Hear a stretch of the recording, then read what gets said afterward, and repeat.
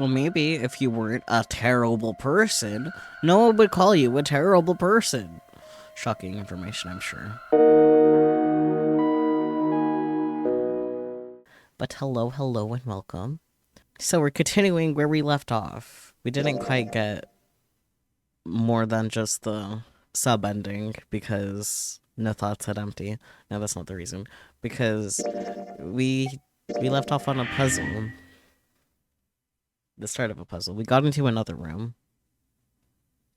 It is a day that ends in Y and you're alive? Yup, good day. So true. Yeah, we left off in this room. We have stuff to do in this room. I don't know what. We gotta find a key card. We know that much for sure. But there's a lot of stuff to look at. Let's start here. What's here? There are piles of crap everywhere. Yeah, this place is a mess. It's so messy. I don't know where to start. Oh right, the junk room. Yep, the junk room. Some of this crap looks familiar. I think a lot of these are parts of the puzzles we've solved into other rooms. Still cleaner than your own, buddy. If that's true, then this room could be Zero's laboratory. Perhaps Zero would shut himself in this room to devise the machines and puzzles he'd need to see his plan come to fruition. Yes, I know it's gonna be that word. Oh hey, look, we're right in a dead. Yeah. This is messy. Yeah, it's like it's the trash room or something. Oh boy, a map. Hey, Junpei, isn't this a nautical table? Yeah, I feel like I've seen this before. New material. I guess that was that. File? Yeah, I remembered how to check the thing.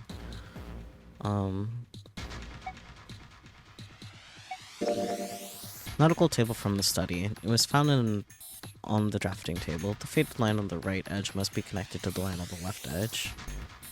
Alright. Can't do anything with that yet. Nope, that's the same thing. Light that's attached to the drafting table. It's got this little metal arm that holds it up. Alright. It's a chair. Yes, it is. Okay, gosh, this desk is really big, and it feels really sturdy. Yeah, it does seem pretty heavy duty. I suppose it belongs to whoever uses this room, wouldn't you say?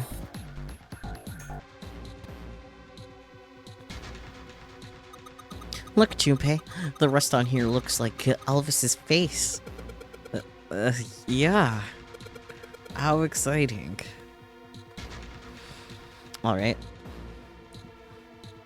Just a pile of junk. There's nothing useful here. Okay. Yeah. Shh. I think these fans are for ventilation. They're probably there to circulate air. No eye. I should set that up, though, so it can also be eye.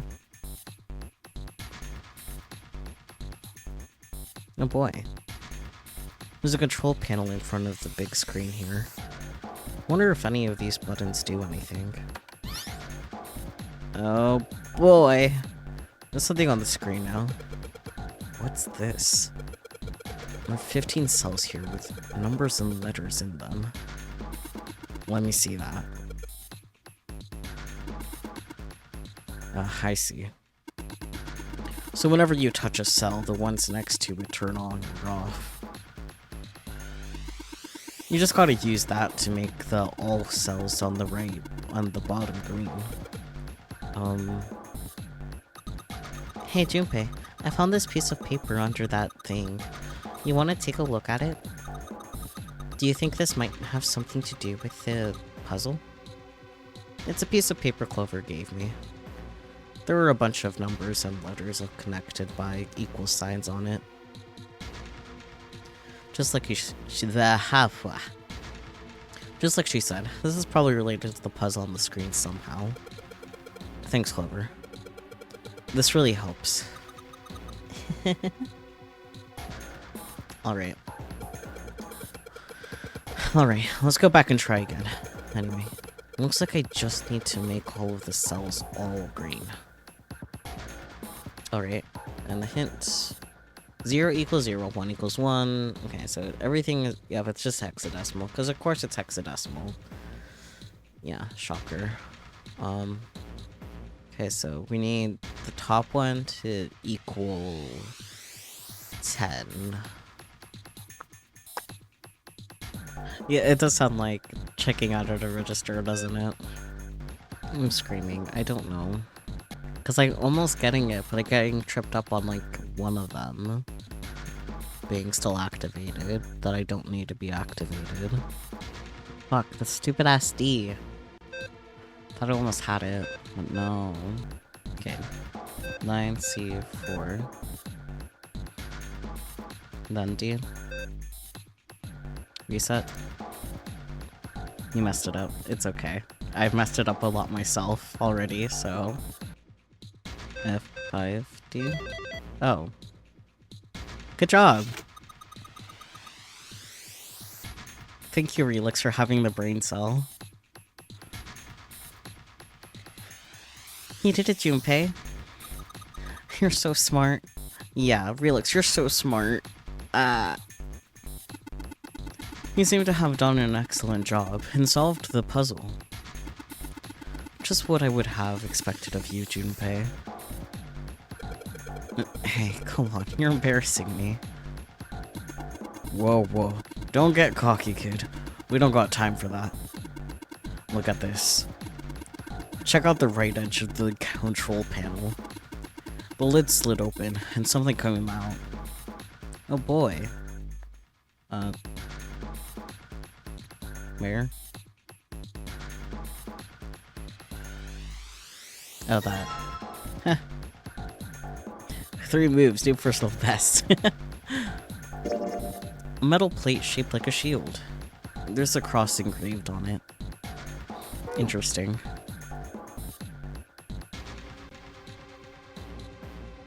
Ah, I see. Alright, I've put the emblems into the 4 indentations on the desk, but... Huh? Nothing's happening. Because you only have one Junpei. Wait, what's Snake doing? I feel symbols engraved just above each indentation.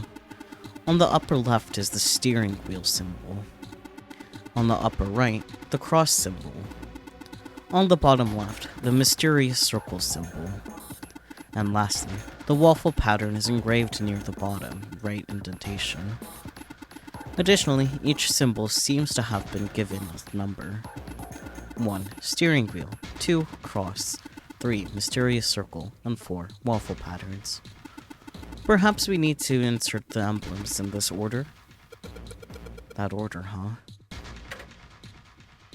No, we need the other ones first. The keyboard. Let's just have a few keys, see if we can wake this thing up. Damn. No dice. Okay, well... have to come back to that later. That's a pipe. There's a cabinet underneath it. So there is. Oh boy. There's a piece of paper in here.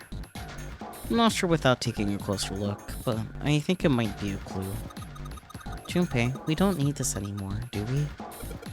No, I don't think so. Yeah, this is for a puzzle we already solved. Ah, I see. This whole buttload. Okay. Something in the other drawers. Alright. Well.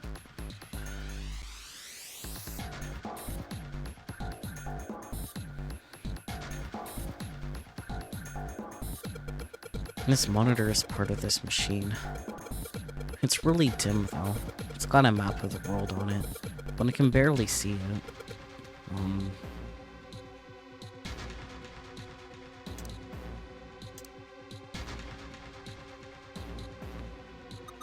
Junpei, it looks like there's a compass on there. Ah, now I get it. But they hid the hint for the puzzle in the room? Damn, right? What do you mean? I guess you weren't there, Clover, but I solved a puzzle like this one in the wheelhouse. I think I just need to do the same thing here. The same thing? The important part is this nautical table we just found. I just have to match up the directions on the compass so with the lines on the nautical table. I used the steering wheel in the wheelhouse, but this time I think I'm gonna use the wheel attached to the side here. Okay then, show me. Now. Of course. Maybe I ought to run through the instructions. This looks like it probably works the same way the steering wheel in the wheelhouse did. If I just touch the direction I want it to turn to, the compass will turn that direction. Then I just gotta press stop when the compass is pointing where I want it to. I'm betting something will happen if I do it right. Alright, let's do this. Not so fast, buddy. I don't know what directions we need to be going. Okay, let's grab my handy-dandy notepad to write this down. Southwest,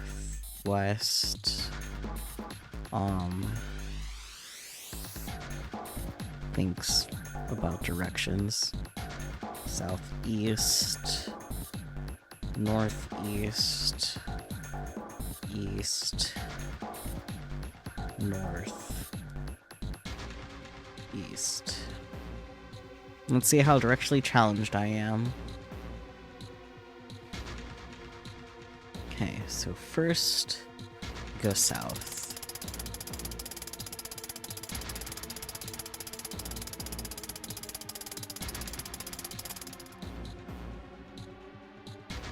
Okay, south. Then we go west.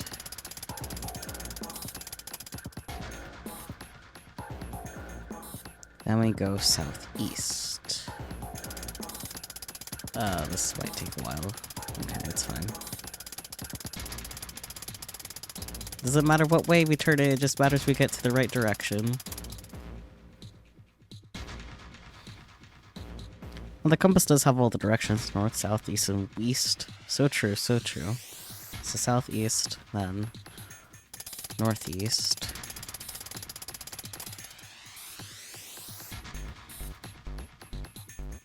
I'm going west. So true. Okay, east.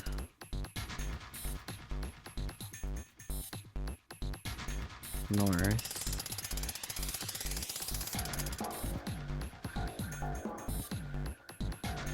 And then east again.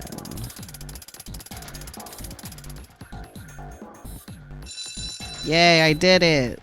I'm not that directionally challenged. Yeah, you did it, Junpei. Good boy. Who's a good boy? Oh boy. Thanks, Clover. Praising me like a dog.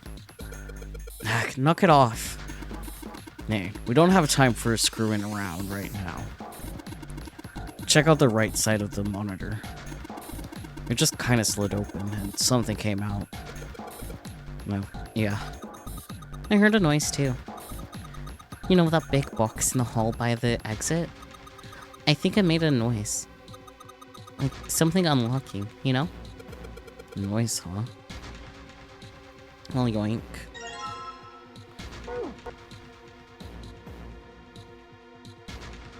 Oh boy. Let's see what happens when I... Whoa. Well, now I got something on the screen, at least. Huh? What is this? Oh, wait a minute. I saw something like this when I figured out that Morse code puzzle back in the communications office. Morse code? Yeah. The dots on here look like dits for Morse code. There's 2 dots on the first line, 4 on the second, and 1 on the last. Nah, I'm afraid I don't understand. Well, perhaps you should give it a shot anyway. Alright, I'll try. Before I do that, though... Maybe I ought to run through the instructions. If I just tap on the button, it'll enter a dit. If I hold the button down, it will enter a da. Once we enter our answer, we'll automatically determine if it was the correct answer or not. Alright, let's do this.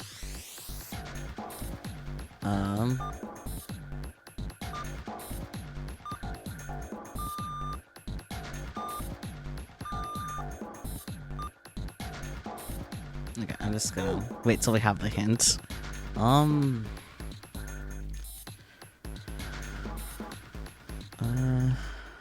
Yeah, it's probably in here. There's something written on these pieces of paper. Looks like we got 3 sheets of stuff, the stuff. New material, okay. Oh boy, we have 3 shirts, right. Morse code chart, it was found on the shelf. Yep. A to I. Okay, it was just telling me how to do the things. Okay, well that's cool and all, but like, what do we need to input? A pipe. A pipe. A pipe. Uh-huh. There are 3 pipes here. Okay. Well, I guess that doesn't help me know what to put in that yet, so... There are piles of crap everywhere. This is a pretty impressive mess. If we try and search every one of these, we're gonna be added till we'll be added till the cows come home.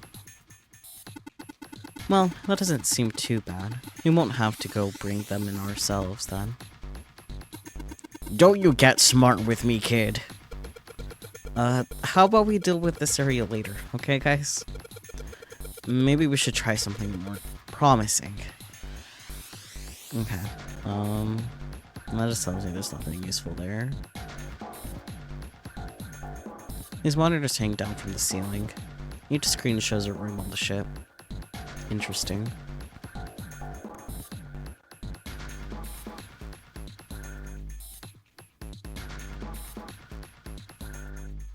Maybe just time to look around and find out.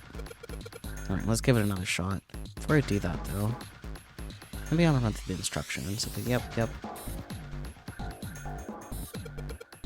Wait, let's do this. Oh, cool, it just tells me there. I didn't have to write down anything! Anyways, but I don't know what to put it. Might start in A or I. I have no clue what the word could be.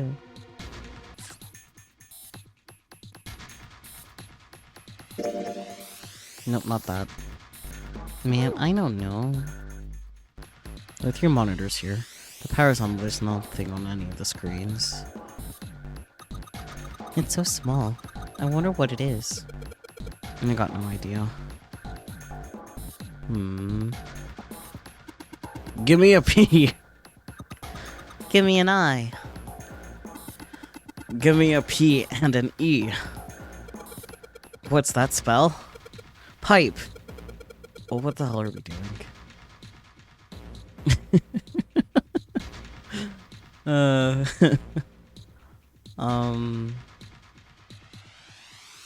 Card reader. It says lock.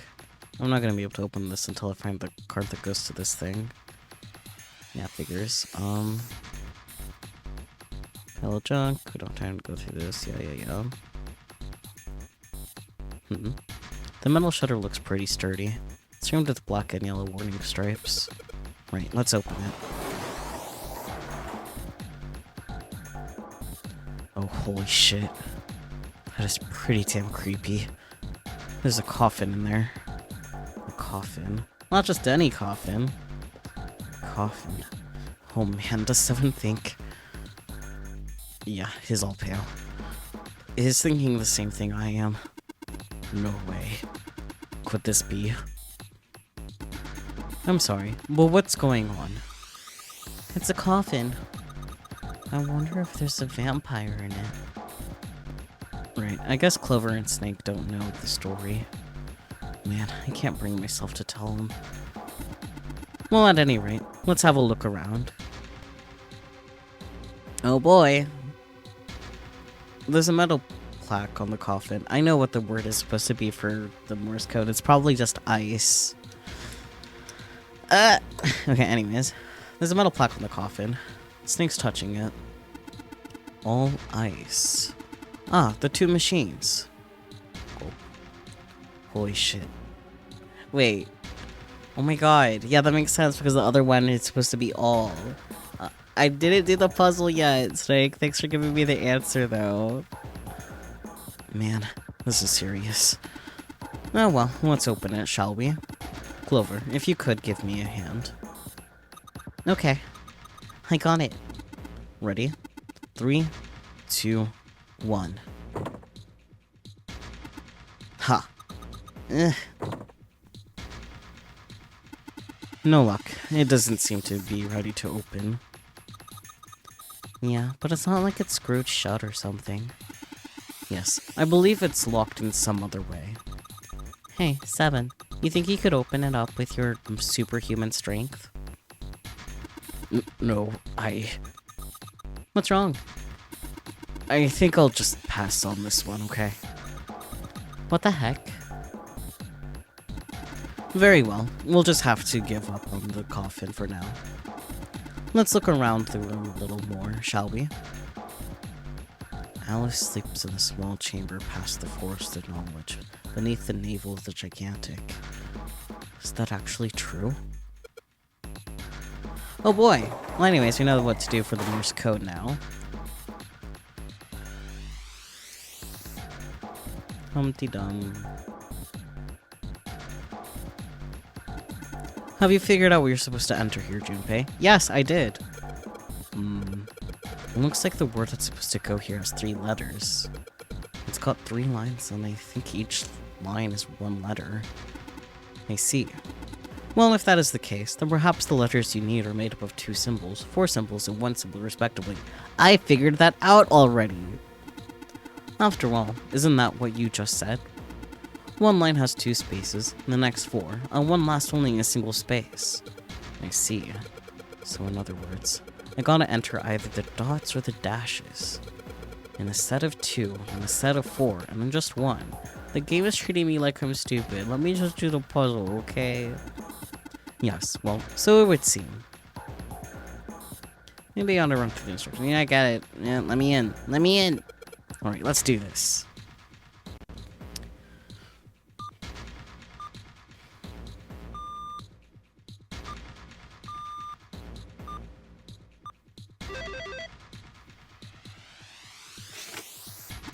I see.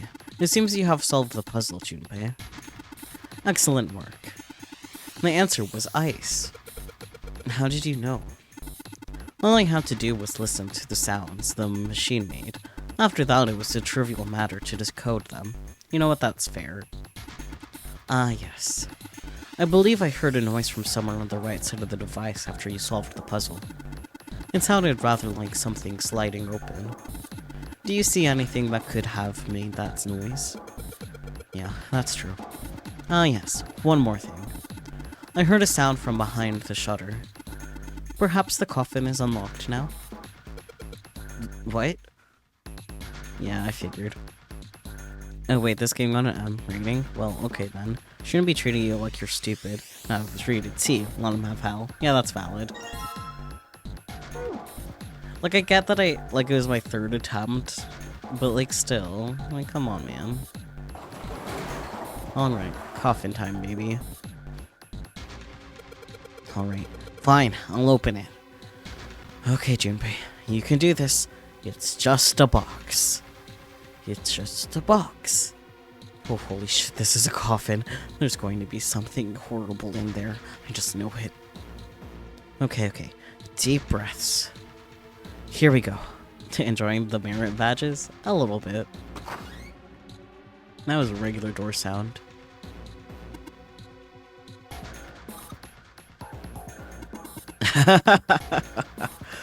Oh man, there's nobody in there. Shit, can't believe I was scared of something like that. What do you mean, nobody? Were you expecting someone to be in there?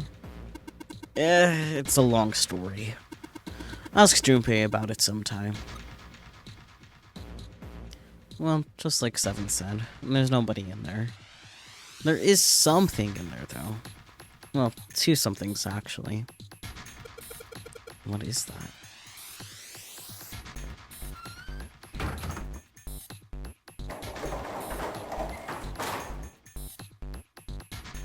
I didn't grab the two some things. Come here now.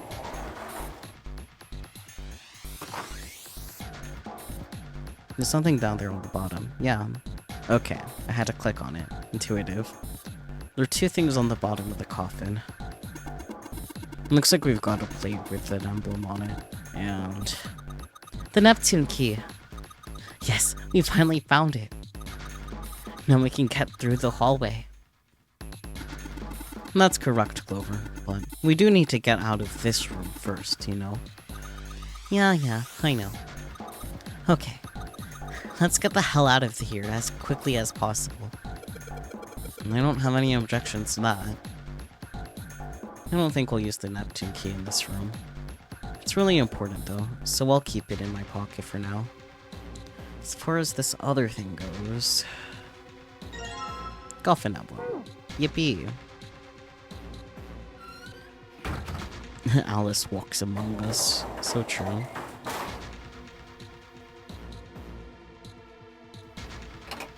Well, I just put the emblem in the indentation, but nothing's happening.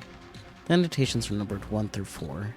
And they're symbols for a steering wheel, a cross, a weird circle, and some kind of waffle pattern engraved on there.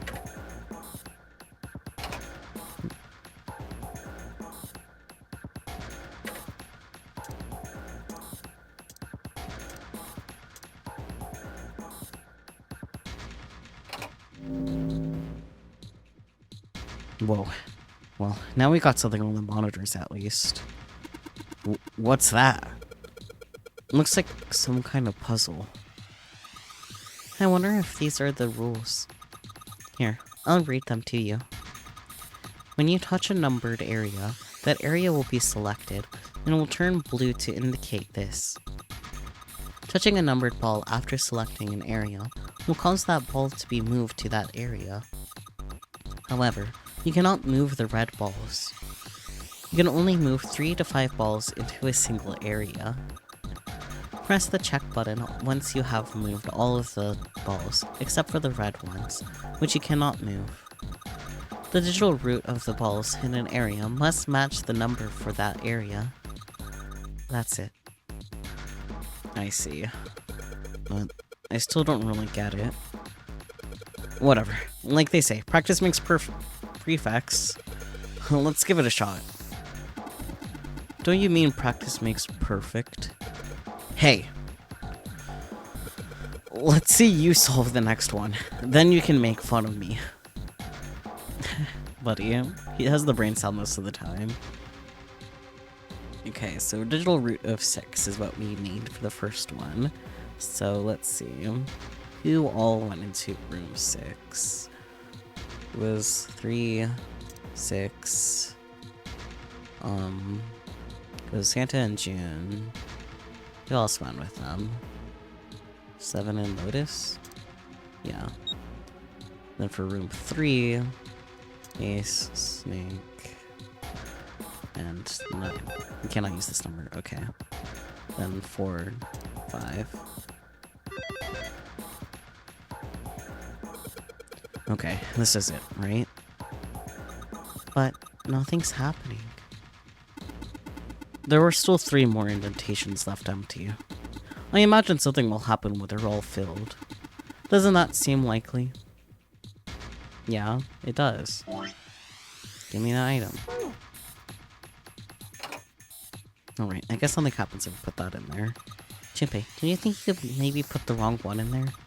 There are symbols on each of these indentations, right? There are numbers too. 1 steering wheel, 2 cross, mysterious circle, and waffle patterns. Got it. Already put in the steering wheel and the cross. What comes after that? I didn't put in the cross yet. Hello? Okay. Let's put in the album of the cross. Hey, Junpei. Something just showed up on the screen. This puzzle sure looks a lot like the last one. Yeah, but there's more to those red balls you can't move. The numbers for each area are different too. It looks like it's got the same rules as the last one, though. You sure you don't want to double check that? No, I'll be fine. If I get confused, I can just look at the screen over there, right? Anyway, like they say, a picture is worth 1,000 words. Let's give it a shot. Isn't that a picture is worth 1,000 words? Hey, shut it. At least I'm trying, alright? Oh boy. Okay, so 7, 1 and 7, and we can't use 1 now. I think 2, 3, 5 is the only option for room 1 out of these numbers. But, did I already try that? No, I did not. Okay. I was just overthinking things. That's awesome, Junpei. Don't praise me. I don't deserve praise. There's only 2 left now. You can do it. Okay, so it's the waffle last. Weird circle first. Okay, let's put in the emblem of the secret code. I think I did forgot the 8 last time I checked. I think I was overthinking it. Damn, this puzzle looks a lot like the last one. Looks like the rules are the same, though.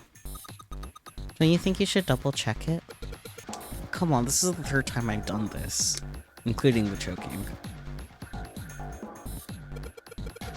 It'll be fine.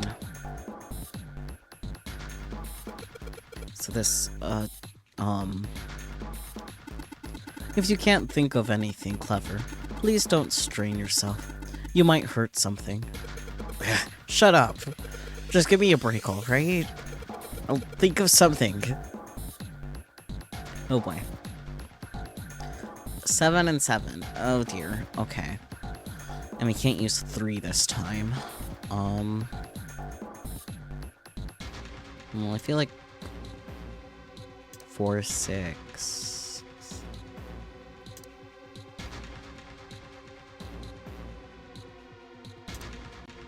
No.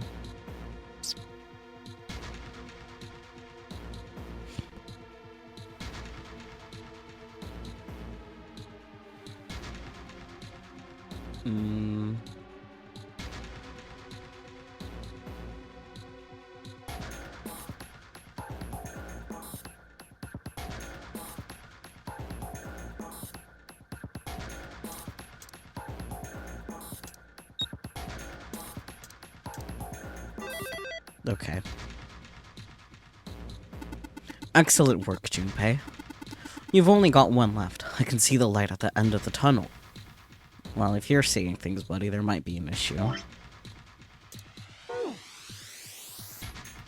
Let's see what happens when I put the emblem of the coffin into this indentation. This is the 4th one. This puzzle looks a lot like that last couple. I think this is probably the last one. Once we solve this puzzle, I'm sure something will happen. Alright. I'll solve it in no time. Snake, if you're seeing a light, don't go towards it. Yeah, so true. 8 and 9. Okay, and we can't use 6 now, either.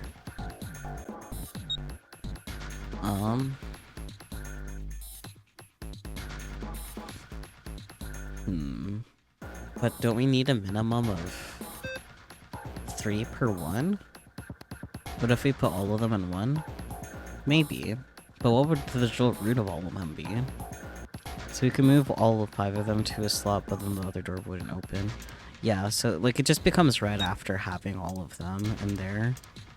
Like, I don't think it's possible, because there's only 5. I can't open both doors. There's no way. Oh. Then why did it become red? Bad design. Huh? Where did that noise come from?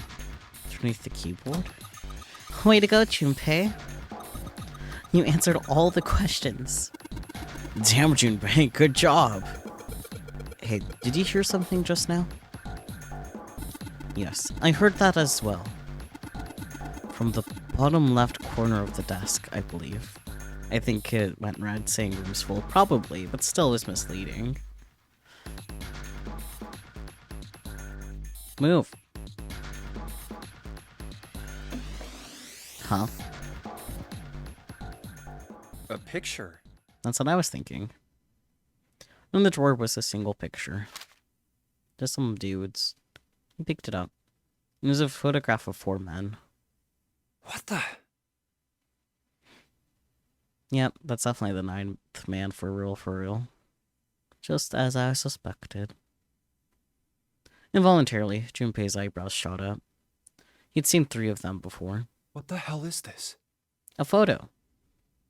This man with a mustache on the right. That He's guy. the same guy we found murdered in the captain's quarters. He's quite dead, isn't he? He had the zero bracelet on his left arm. Yes, he did. And this second man with the glasses and a doctor's coat. Yep. He's the ninth man. Yep. The one with bracelet number 9. He died after he went into door 5. Yep. But this guy, the one in the striped suit. Oh man, that's Ace. Yes, it is, buddy. Good job. Yeah, I guess it is. I'm gonna be looking sharp. Honestly, yeah, but he's a fuckwad. No doubt about it. Seven and Clover had come to peer over Junpei's shoulders. But what does it mean? What is Ace doing in this picture? Not only Ace, the ninth man and Cap too. As Junpei looked closer, he noticed the expression on each man's face. Their smiles suggested that they were close, at least to some degree. And they look happy, like they knew each other well. Shut up! Why? How? Bleh. How in the world are these 4 men connected? You know. Snake's voice broke into Junpei's thoughts. You say Ace is in that picture? Yes, we did.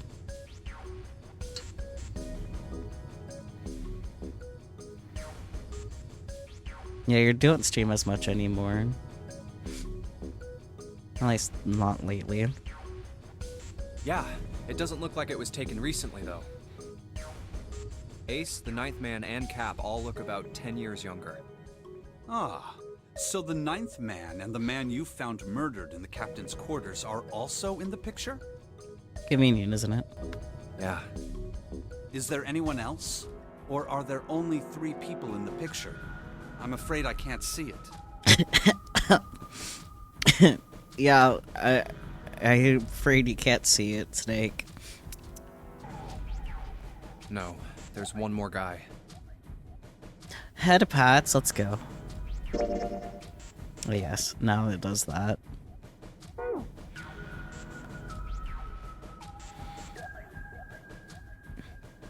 Oh, He's got kind auto. of long hair. He looks smart, but a little cold.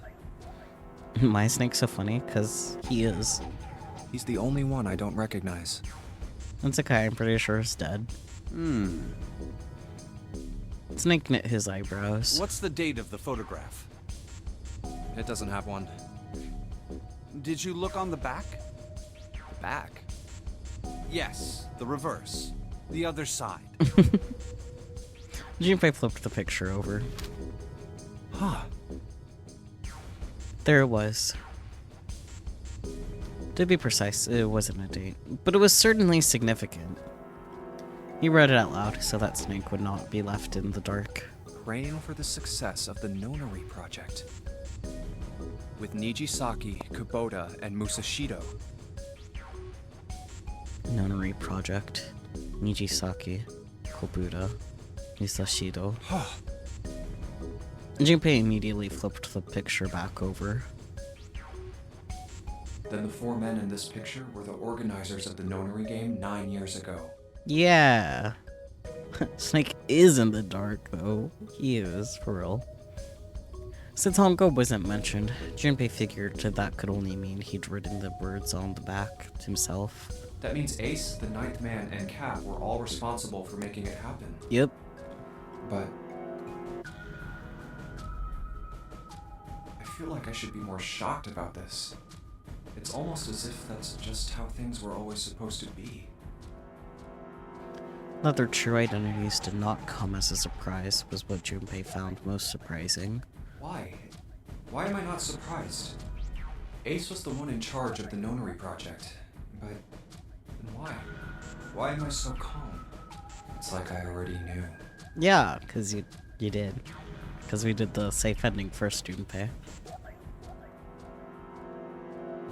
Ah, of course. I understand now. Can you see clearly now, Snake? Junpei looked over at Snake in his own confusion. He had missed the dark, cool look on the other man's face. Ace was the CEO of Cradle Pharmaceuticals. Yeah, good job. He was the one who invented the game 9 years ago. He was Gentaro Hongo. Yeah. Ace is the Hongo? Yep. Even as he asked, Junpei felt as though he'd already known. Almost as if someone had whispered into his head that, yes, of course Ace was Hongo. Ah, that was me. Sorry, Junpei. I didn't whisper, though. I had my suspicions from the beginning. Their voices were similar. Too similar to be a coincidence. Fair. I could never forget his voice. It was the voice of the devil. I couldn't be sure, though. After all, I had no way to check. I certainly couldn't ask him. True. Even if I had known, however, I would never have told you. Zero made it quite clear what would have happened if I did. Oh my gosh, I had no idea. Huh? I didn't know that Ace was Hongo. Oh, yes. I suppose you wouldn't have. 9 years ago, you were in Building Q in Nevada. But Hongo was in the Gigantic with us. I know. That's why I didn't know what Hongo looked like. But why? Why didn't you tell me? I mean, I'm your sister, right? You could have told me. I'm sorry. I apologize for keeping this from you. But if I'd told you, Clover, you would have told everyone else. I mean... And if you did, then I would have been forced to tell them about what happened 9 years ago. I had to prevent that. Clover and Snake's conversation wasn't of particular interest to Junpei. He still couldn't make sense out of his strange feelings of knowledge. He was trying to organize his thoughts when he heard Seven's voice. Hey, Junpei. You think I could borrow that picture for a sec? Sure. Sure. He had no reason to say no, so Junpei handed the picture over. Seven stared at the picture and began to mutter the 4 names of the project's leaders over and over to himself. Hongo, Kubota, Nijisaki, Musashiro. His brow was furrowed and his face was flushed. Hongo, Kubota, Nijisaki, Musashiro. He chanted their names to himself, pacing back and forth across the floor. Hongo, Kubota, Nijisaki, Musashiro. The 7 shouldn't have known their names. After all, he hadn't been there when Junpei and Snake had spoken of them in the library. Okay, but he also was the officer on the case. But as Junpei watched him pace, it was clear that he did know them. Hey, Seven, do you... Shut it! Just be quiet. His eyes were red, and Junpei could see sweat beginning to bead on his forehead. I'm this close to remembering. This close. He was sweating heavily now, but his lips were dry. Hongo, Kubota, Nijisaki, Musashiro. Cradle Pharmaceuticals. Nonary Project. Yes. Then he stopped. Seven set down the picture and looked at the red light near his feet. His eyes narrowed. Then suddenly, his eyes went wide, and he shot up straight. Shit. What? What's wrong? Holy shit, this is nuts. Yeah. What's nuts? I remember Remember what? everything. Oh. Everything? Yeah, I remember all of it. My memory's back. I remember what happened before I got snatched. Seven's voice was filled with excitement. What? Shock and excitement had frozen Junpei in place, along with Snake and Clover. Let me tell you what happened. Seven hastily drew a shaking hand across his mouth and began to speak. Like Snake said, Ace is Hongo from the right. The other 3 are Musashido, Nijisaki, and Kubota. Musashido was the man with the cash. Nijisaki was Hongo's right-hand man. And Kubota developed the actual technical details of the experiments. Realization began to dawn on Junpei, along with a pressing question. How do you know all this? Come on, man, I told you, I finally got my memory back. True. No, that's not what I mean. I'm trying to ask you why you knew all this stuff in the first place, before you forgot it. Seven rubbed the scar on his chin. You really want to know? Yes. Of course. Me too. Snake was the only one who didn't voice any sort of agreement. He looked to Junpei as if he was simply waiting to see where Seven's sudden recovery might take them. This is gonna take a while. Hell, it'll probably take me a good 3 days to tell you everything. Well, we don't have 3 days. Just give us the short version, alright? Short version, huh? The big man pulled off his hat and scratched his head. He made a face and put his hat back on. Alright, fine. I'll give it a shot. No promises, though. Junpei and Clover nodded earnestly. I'm a detective. It's a little awkward to say this about myself, but you could probably consider me a lone wolf type. I hold to my own code, as I think doing what's right is more important than doing what you're told. That's why I followed my gut that night. A slim lead brought me to the wharf. It was 9 years ago. The wharf had been cold as fuck, and I could barely see squat. I was investigating a mess of kidnappings, all of them children. It all had one thing in common: a history of visits to one particular hospital. A hospital under the management of Cradle Pharmaceuticals. And my investigation had turned up evidence that Cradle had been involved in the kidnappings. After a little sweet talking, I managed to finally get a real lead from someone inside Cradle. My source told me this. Tonight, a ship is set to take the children to a large passenger liner docked offshore. That voice is familiar. So I headed to the wharf. In the shadows, I searched the harbor until I found the ship I was talking about. There was a bunch of movement near it. Men in black suits, many of them carrying large bags. Bags. There was something about the way they moved as they were carried. No doubt about it. There were human beings in those bags. I moved before I realized it. I came out of hiding with my gun already in my hand. Don't move. I felt metal touch the back of my head. Drop the gun. Batman. I could kill you right now. It'd be easy to get away with it, too. Just tie an anchor to your feet, and no one would find you for a week. That what you want? The fish here would love a meal. He kept digging the cold metal thing into my skull.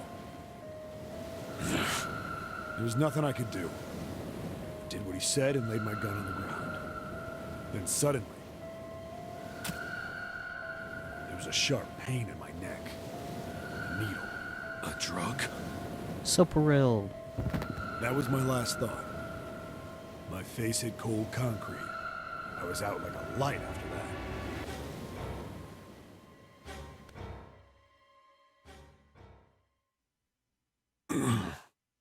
I woke up on a hard floor. Damn it! Shit, my head hurts. I did a quick once-over of the room. Where am I? A small, shabby bed, a dirty sink. A toilet with no privacy. I'd seen it countless times as a cop. I'm in a cell, huh? Facing the toilet was a door set into the wall. I was still pretty woozy, but I made my way over to it. I pushed and pulled on it, but...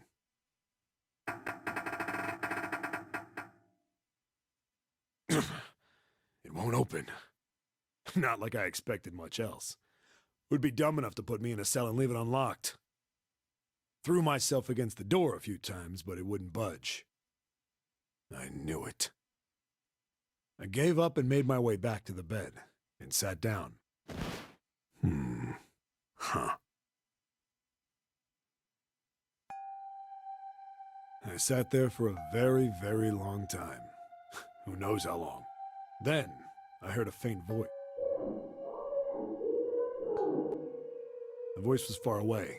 I couldn't understand what it was saying. But I could hear one. It was pretty high, probably a little kid.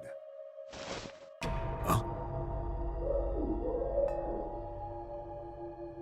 No, it was several. I hear 5, or 6, maybe more. Where? Where are they coming from? I pressed my ear to the wall and tried to listen through it. No, that's not it. Left. It's coming from under the bed? I hauled on the metal frame and flipped the thing over.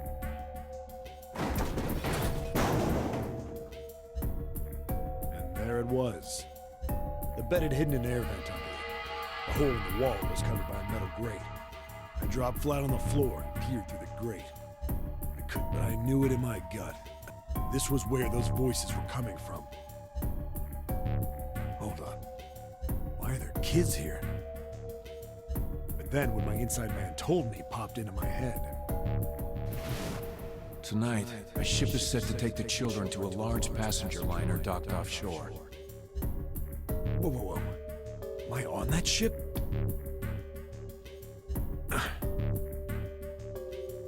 It didn't matter. All I knew was I had to get to those kids. I checked out the metal grate. Could I fit? I stuck my fingers in and grabbed it. And then...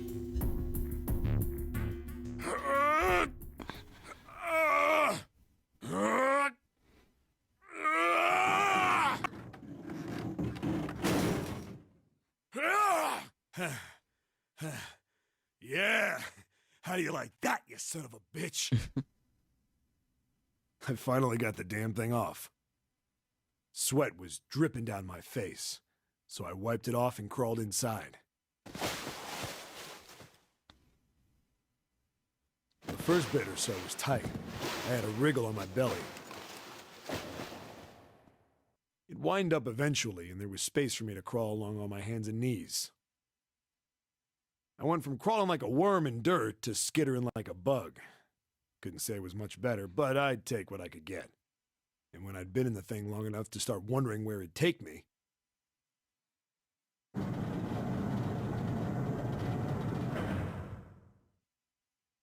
a massive sound nearly scared the piss out of me.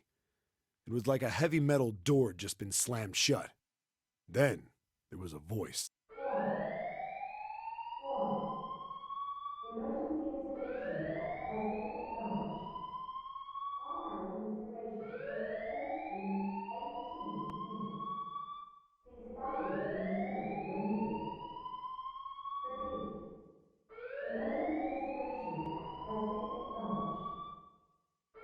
What?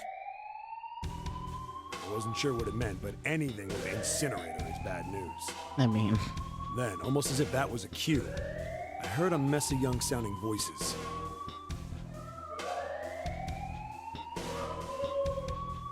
A bunch of them were straight up screaming in terror, and all the sounds together made a howl that made the hair on my neck stand straight up. Damn it! What the hell is going on here? I scrambled through the duct as fast as I could. I made a giant racket, but I didn't care at that point. I soon found a metal door on the left side of the duct. The kids were screaming on the other side. I found it. I yanked the handle and threw the door open. I almost ripped the metal off its hinges.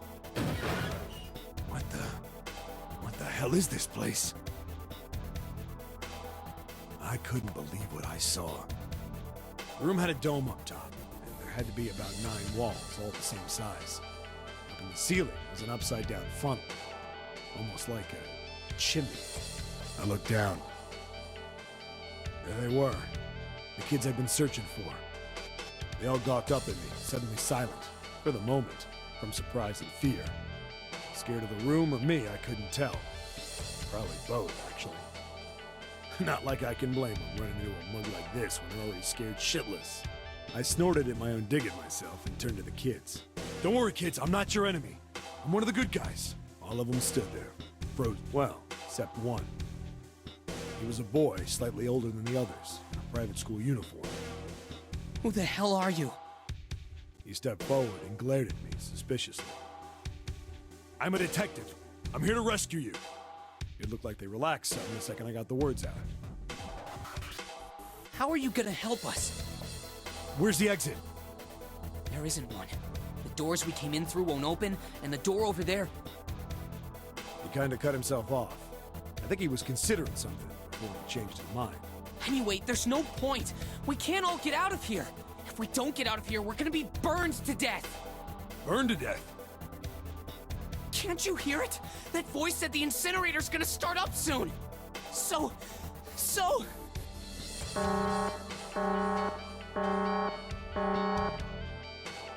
voice spoke again. Incineration will begin in 15 minutes. They only had 15 minutes. I looked back down at the kids.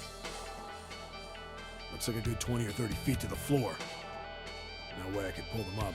Too big of a distance for any of us to reach. What the hell was I gonna do? But then I got an idea. Wait right there. I'm gonna be right back. What? Where is he going? Are you just gonna leave us here? They just got frightened again. I'm not the best at that kind of thing, but I tried to reassure them with a smile. Don't worry, all right? I'll be back, I promise. So just stay calm and wait right there. Got it? I didn't wait to hear them respond. There wasn't time. I had to hurry. Well, as fast as a guy could on his hands and knees. Didn't take me long to get back to my cell. Still no way out of there, but I had a plan. I needed something from the room. When I got it, I dove back into the hole and took off towards the incinerator. Then... Sorry to keep you waiting, guys. I tipped out the doorway and dropped down the rope I brought with me. Back in the cell, I'd torn the bed sheets into strips and tied them together to make a rope. It was sloppy, but it got the job done. All right, just tie that around yourself, okay? I'll pull you up one at a time. Right! Huh. Wait a sec. Something was off. There were more of you before. Where'd the rest of you go? The boy in the uniform answered. I let them go on ahead. We opened the number 9 door and they left. What? You're telling me you opened that door? That's what I said! And what the hell are you doing here? We couldn't go with them. Why not? Look, the only people who can go through the numbered door... He was in the middle of explaining when...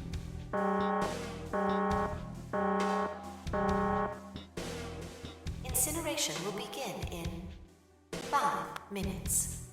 The wall shook a bit from the voice bouncing around. Look, that can wait, all right? Just get us out of here! Right! I grabbed onto the rope. First one I pulled up was a girl with a ponytail. Next was a girl with a red necktie. A boy in a jacket came after. He said he'd climb up on his own. The boy in the uniform was the last up. Like the other kid, he climbed up the rope himself. He looked pretty scrawny, but I guess he was stronger than he looked. He moved fast, but when he was almost to me, we heard some knocking. Everyone looked at the door. It had a thick, square window set into it. On the other side, an angry face was staring in. God damn it! What's going on here? Why is the room empty? Where the hell are those fucking kids? The door opened, and a man stepped in looking half mad with fury. I recognized his face. I saw him many times in photos during my investigation. The man's name was Gintaro Hongo, the CEO of Cradle Pharmaceuticals. Yeah. Hongo saw the boy hanging from the rope. Yeah! It was like he was an animal. He lunged for the rope. Hurry! I know! The boy in the uniform booked it up the rope. You son of a bitch! Get back here, you little shit! Yeah. 15, 10. The second I could reach the kid, I grabbed him. I hauled him up and tossed him into the duct behind me. No! Good to know Ace has always been this dramatic, I guess. Hongo had lost it. His face didn't even look human. It was like the bastard pulled off his fake face. It was really a terrifying devil or some kind of damn monster. I quickly reeled in the rope, leaving a furious Hongo yelling at me from the floor. You fucking bastard! You won't get away with this! How dare you compromise this experiment! Experiment?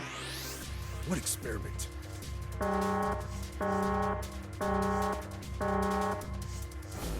Incineration will begin in 1 minute. Hey, old man! What the hell are you doing? Hurry up! The boy in the uniform was trying to get my attention. I may have thrown a salute in the raging asshole's face before I closed the door behind me. I may have. No point to going back to the cell, so we went down the other direction instead. After about 30 feet, we came across another duct on the left. This one was heading down. Marty nodded and took turns sliding down it. The duct emptied us out into a narrow hallway. There was a door on either side. The one on the left was a normal double door. But the one on the right was familiar. It had black and yellow stripes, and a device next to it on the wall. Plate on it read, Incinerator. Incinerator? Yeah, that's where we were. It was the girl with the red tie who answered me. We were inside an incinerator? Yeah. Yeah, Hongo might still be there. It looks like it's been shut off, though. Wait, what? If he's still in there... Yeah, that's not good. You'd deserve it, though. That meant we better... We gotta get out of here. Go to the other door, hurry! The kids started running, and I was close on their heels. On the other side of the door was a large spiral staircase. Run! Didn't need to tell them twice. We went up and up and up. Our feet pounded the steps, our arms pumping fast. We went round and round and round, like the devil was on the tail. The stairway kept going.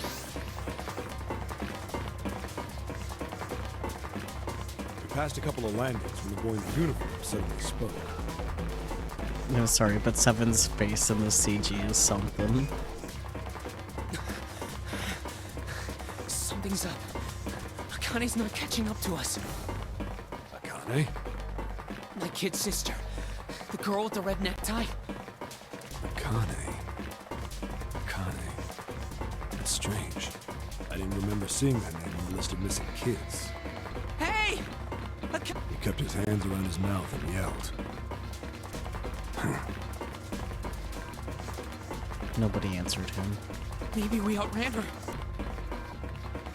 Yeah, they are siblings. We got that confirmed last week. The boy in the uniform skidded to a stop. I stopped too, and so did the other two kids. When did we do that? Well, we passed a couple big rooms on the way here. Maybe she took a rest in one of them? No, that's impossible. Sorry, Grandpa. You keep going. I gotta go look for her downstairs. He turned to go. Hey kid, wait! God damn it, I said wait! I don't think the kid even heard me. Fuck! I spun around to the boy in the jacket and the girl with the ponytail. I'm going after him. You two keep going, alright? You got it? The girl nodded and ran up the stairs. With the boy. I'm going with you. No. I didn't have time to argue. I just nodded and took off down the stairs. I could hear him following me. We ran all the way to the bottom floor, calling for her. Akane was nowhere to be found. God damn it, where the hell did she go? I could tell the kid was frustrated. And then suddenly... Help me! Somebody help me! we heard a girl's voice. Akane! The boy in the uniform threw open the door and leapt into the hallway by the incinerator. We rushed in after him. I couldn't for the life of me believe what we were seeing. That bastard Hongo had Akane by the arm and was forcing her into the incinerator. No, interesting crew number was 5. Come on, goddammit, move! No, I don't want to! Let me go, please! Let go of me! This is the short version, right? Kind of a lot of exposition, right? It's okay, though. She planted her feet squarely on the floor and was struggling to get away. But Hongo was bigger and stronger. She wasn't gonna win. Akane! My brother roared with anger and charged toward Hongo. Help me! Ah! You're too late, idiot! Hongo lifted Akane bodily into the air and threw her, still fighting him, into the incinerator. Before we could even blink, Hongo had leapt through the door after her. We saw him land inside. And then, the door slammed shut. We ran to the door. We did everything we could think of to get the thing open. But Fuck! It's no use! The goddamn thing won't move an inch! Gladius evolved into cartoon villains. So true. Like, sheesh.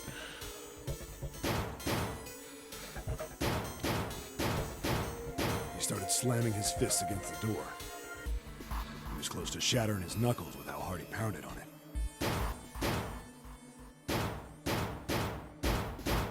Akane! Akane! Are you okay? You came back! Her voice was muffled, but all of us could hear the sheer terror in it.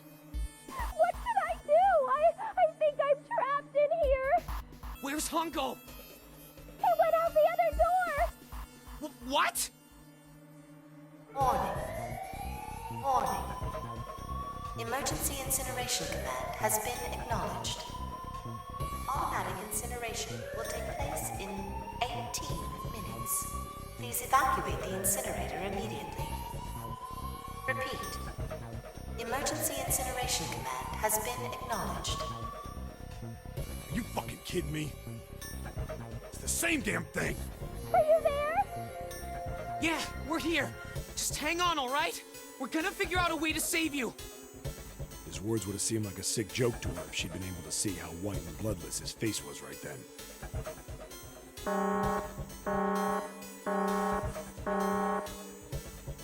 Incineration will begin in 17 minutes. Please! Please help me!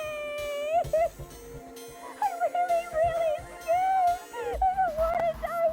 I don't want to die! I don't want to die! It's gonna be alright. I'll figure something out. I promise. I promise, okay? You hear me? I promise! It was torture listening to her sobbing on the other side of the door. Her brother was nearly crying himself. He could only stand there, fists clenched so tight his knuckles were white.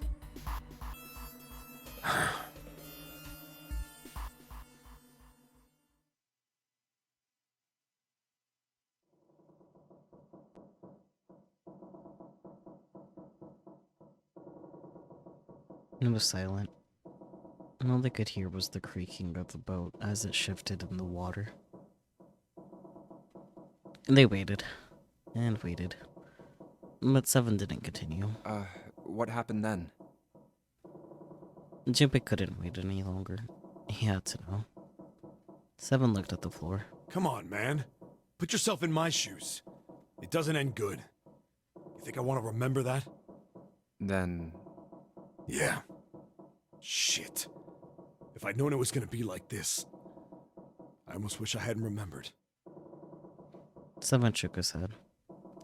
But there was something Junpei had to know. Hey, are you sure? Huh? Look, I don't want to ask this either, but... There's something I don't get. So if you could just tell me, did that girl, Akane, really... Seven stared straight ahead at nothing. Yeah, I'm sure. There wasn't anything we could do. After a while, the countdown ended. And we heard something... burning.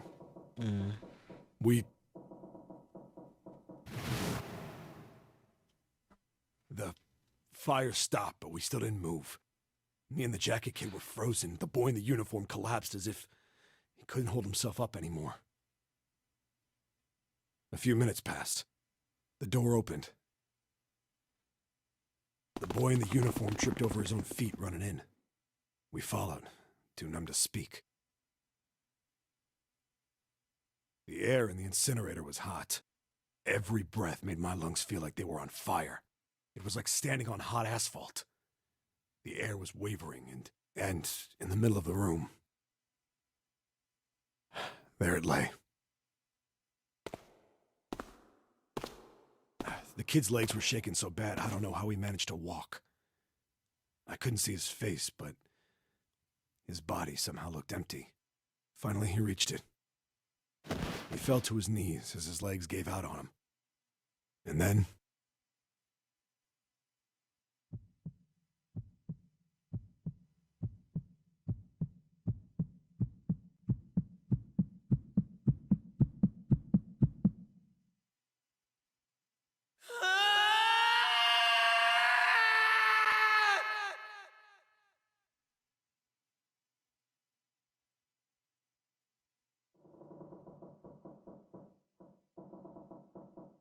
Junpei felt a cold lump form in the pit of his stomach. A feeling of sickening anticipation washed over him. He could feel his body shivering. He desperately did not want to know the answer he feared he knew already. But he had to ask. He had to know for sure. Can I ask you one more thing? What's that? The girl, Akane. What was her last name? What does it matter to you? Just tell me, okay? Please? Seven looked up at Junpei curiously and ran his tongue quickly over his dry lips. Kurashiki. Her name was Akane Kurashiki. Yep.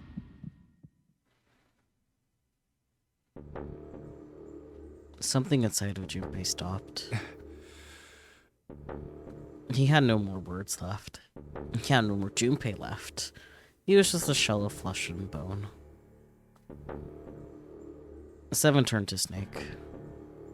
You were there that day, weren't you? The tall kid in the jacket. That was you, wasn't it? Yes, it was. You are correct, Detective.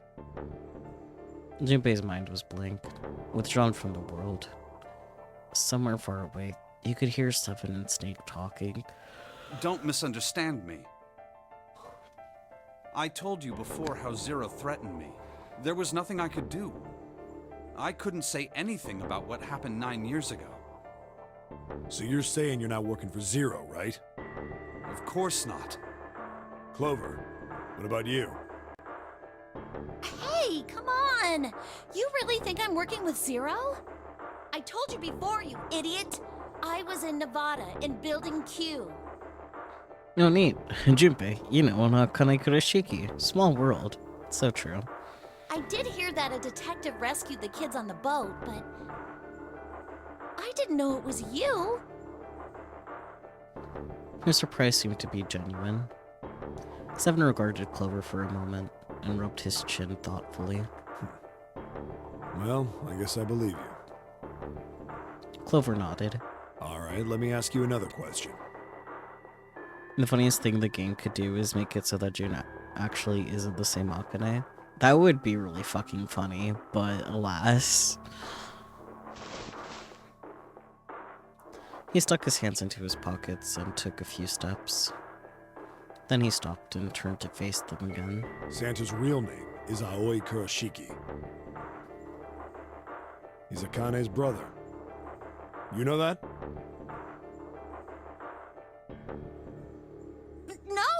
No, I didn't. Did you? Well, yes. I know Aoi Kurashiki was her brother. But I didn't know he was Santa. At least not from the beginning. 9 years ago, he was in the middle of puberty. His voice is entirely different now. I'm ashamed to say that even my exceptional hearing wasn't able to make that connection. As such, I had no reason to think Santa was Aoi. Fair. When did you figure it out? Clover told me that Santa might have been one of the subjects of the initial experiment. It was only a short while ago, while we were leaving the library.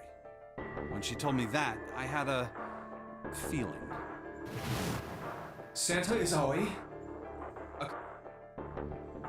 Akane Kurashiki June's brother? That spark caught flame in Junpei's leaden mind, and the fog began to clear. Like an engine beginning to turn, images and thoughts began to coalesce in his mind, coming faster and faster, forming bigger images, bigger thoughts. Junpei blinked. He was back. There's still a lot we don't know. I mean, like a lot. But there is one thing I think we can say we know. What's that? The body we found in the shower room. It had to be Nijisaki, dressed up to look like Snake. Yeah. What? Come on, man, what kind of detective are you? You didn't figure that out already? Hey, go easy on me, man. I just got my memory back, alright? Cut me some slack. Fair. Well, if he is, the 3 murders make sense then, don't they? Yeah, that's right. Murder. Kubota blew himself up, but that was murder too. So why did these murders take place? Because Ace. Just kidding. Well, pretty much because Ace, but... If Junpei is correct, and the body in the shower room was Nijisaki's, that means all of the people who were murdered were involved with the creation of the Nonary Project. Kubota, the person who conducted the actual experiments. Nijisaki, Hongo's assistant. Musashido, the man who financed the project. You mean this was all just revenge? Santa is Zero. He's getting revenge for the death of his sister. That's why he killed them. Small problem. No, I don't think Santa actually murdered anyone. In fact, Junpei didn't think. He knew. He couldn't explain why or how, but he had no doubt that Santa had killed no one. Perhaps the madness of the last several hours was finally driving him insane, when Junpei had ceased to be surprised at his sudden knowledge, and had even begun to accept it. If I'm right, then it's not hard to figure out who the next victim's gonna be, is it? I'm pretty sure I don't have to tell you. Yes. Yep. Right. Snake, Clover, and Seven all nodded. The next target will be Gentaro Hongo. The person who planned the Nonary Project. In other words, Ace. And there was a moment of silence. What? And then the room shook. From far away, they heard the sudden rush of water. What the hell's going on here? It must be 6 a.m. Our time is up. Shit! Come on, we need to get out of here. How? In the drawer that had held the picture was a key card. Junpei grabbed it. I'm betting this sucker opens the exit. Come on, let's go. Oh boy, okay, let's see. Funny how Kubota is the 9th man since Ku is 9 sometimes. Also that Musashido was the captain since Musashi was a battleship. And yes, you only know that because of I-7. But, okay, actually Nijisaki being Snake's replacement is actually interesting because Ni equals 2. For Hongo, I don't have anything though. That's fine.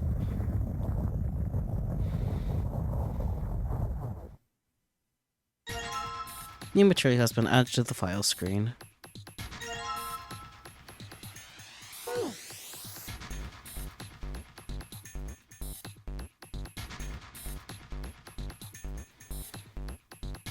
Alright, let's just swipe this card. Junpei, look! It's unlocked! Yeah. Now we can go back to the library. Hurry up, Junpei. We don't have time. Let's go. Alright, let's go. The door opened, and they stumbled into the library. Huh. I think the shaking stopped.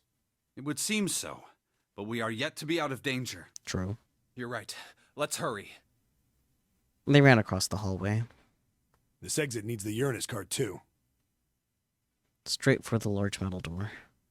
Next to the door was the Uranus card reader. Hey, Junpei. Yeah, I know.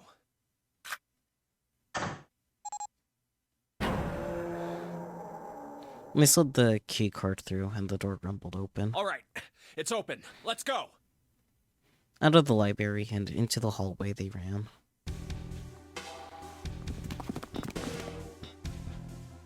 At the end of the hallway was a door. Junpei reached in his pocket to pull out the key as he ran toward it. Okay, Neptune key. Let's see if you work. He turned it. Yes! I think it unlocked. The lock clicked. As one, they shoved the door open and poured through it. In front of them was another great metal door. Above it was a metal plaque. It says incinerator. So this is the incinerator. This is the first time I've seen it from this side, but yeah, I think so. Then there ought to be a lever near the door. Yeah, right here. Junpei ran up to it. Pull that and the door should open. Got it. As he spoke, he pulled the lever. The motor in the door groaned as it slowly ground open. There was no time to waste. Let's go. As soon as the door had opened far enough to admit them, all four dashed through.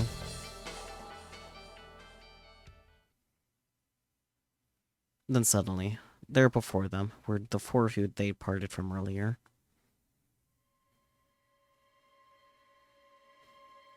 Ace and Lotus stood in front of the number 9 door. Santa was curled into a ball against the wall of the incinerator, holding his stomach. And then there was June. She sat slumped against the wall, exhausted. What the hell is going on? Junpei ran toward June.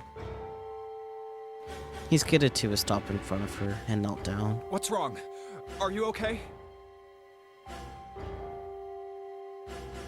Her face was pale and her lips dry. When she spoke, he could barely hear her. Jumpy, you came to get me. Of course I did. I made a promise. I'm so glad you're here. So glad. She mumbled the same words over and over, weakly. Junpei could feel his heart breaking. Hey, what happened to you? I'm fine. I just fainted. I wasn't feeling very good. I'm feeling a lot better now, though. Are you sure? Yes.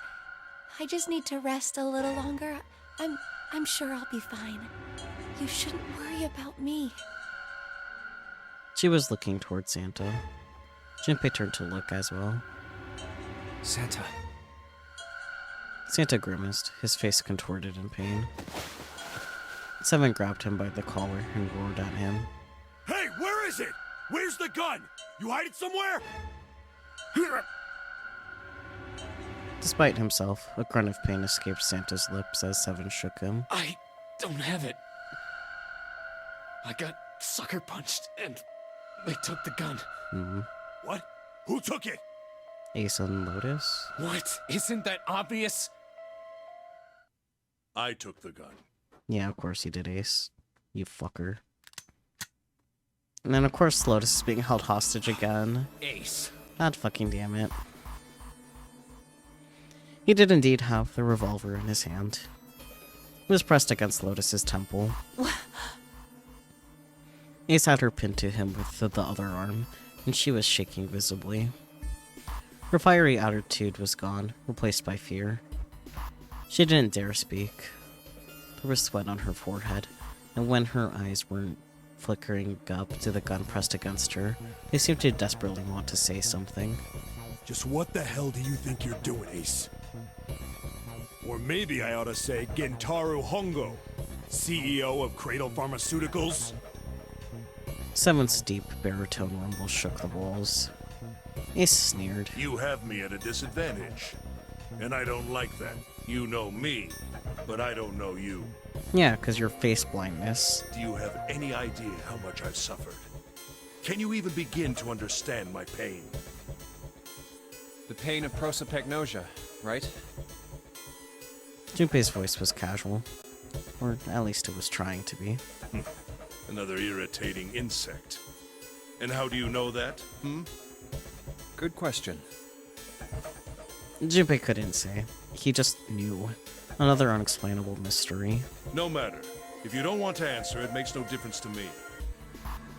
This is a waste of time anyway. It's time for me to go. Behind Ace, Junpei could see the red. It was placed on the small indentation on the wall. Quickly, Ace placed his hand on the scanner. First is 1. Give me your hand. It beeped, and he forced Lotus's hand onto it as well. 8. And with this, Then at last, he reached into the pocket of his jacket. He pulled something out and pressed it against the panel. The third asterisk appeared on the red. 9. The thing he had used for the final verification was the bracelet with the number 9. The ninth man. Kubota's bracelet. 1 plus 8 plus 9 equals 18. 1 plus 8 equals 9. I believe I've won this game. His smirk made Junpei's blood boil. I've had quite a time playing with you. I must thank Zero, I suppose. Wait, what? Ace doesn't know who Zero is. Junpei's eyes flicked toward Santa.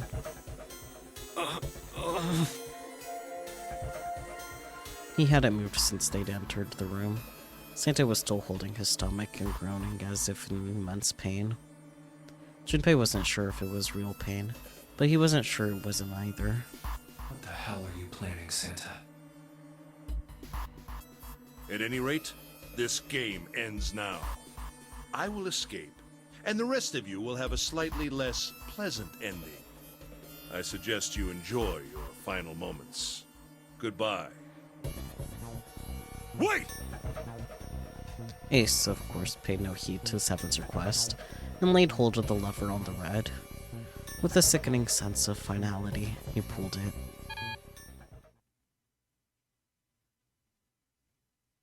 What? Why isn't it opening? One more time. Lotus tried to take advantage of Ace's confusion, and managed to twist herself out of his grasp, but... At the last second, he grabbed hold of her wrist and shoved it onto the red. Now open! He waved the number 9 bracelet over the red, and then his own bracelet as well. He pulled the lever a second time. No! What is this? Why? That digital root should be 9! It has to be 9! Then why? Why isn't it opening? Because you're a dick.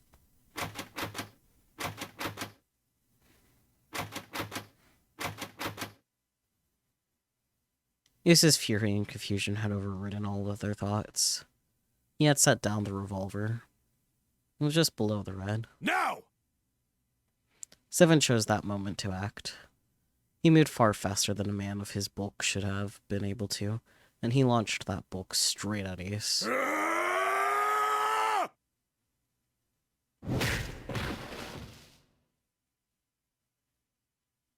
And it was over before they knew it. No! In the blink of an eye, Ace was on the floor. He rolled onto his side, groaning in pain. Oh. Lotus ran straight for Junpei. She darted around behind him and stuck her head out, making sure to keep Junpei between herself and Ace. Oh, that was close. Too close. Thank you, Seven. Don't mention it. Cute. Seven stood over Ace, his breathing slow and heavy. Just one punch ain't enough for this piece of shit. So true. After what he did 9 years ago, I ought to rip him to pieces. But if a suspect can't talk, they ain't much good. Also true. Once he's locked up in a cell, we're gonna have a little chat. 9 years ago? Then you must be... Yeah, you finally figured it out, dumbass. Oh. Ace planted his hands on the floor and shook his head. Junpei walked toward him. He stopped and looked down at Ace, with pity on his face. Ace, you killed Kubota, Nijisaki, and Musashido, didn't you? Wait, Nijisaki? He peered at Junpei, genuinely confused. Oh, right. You don't know yet. All right. We'll just go through them in order then. Let's start off with Kubota. You talked to Kubota and managed to convince him to go into door 5 alone. You killed him without making it look like you killed him. The way I figure it, you had 4 motives. 1. In the nonary game, the number 9 is dangerous. Whoever had the 9 bracelet could join whatever team they wanted. Adding 9 to any number doesn't change the digital root. 1 plus 9 equals 10, 1 plus 0 equals 1. 2 plus 9 equals 11, 1 plus 1 equals 2. 3 plus 9 equals 12, 1 plus 2 equals 3. Which means that number 9 could do whatever they wanted. You wanted to remove that threat as soon as possible. 2. You wanted the number 9 bracelet for yourself, so that you could make use of its power. In fact, you did use it in the murder of Nijisaki. 3. Even if his number hadn't been 9, Kubota was a problem. He knew your past. He knew what had happened 9 years before. You needed to silence him before he told anyone. 4. But last, and perhaps the most disturbing, you used Kubota as a test. You wanted to know how serious this nonary game was. Was it truly life or death, or simply a harmless prank? You convinced him to break the rules so you could see what would happen.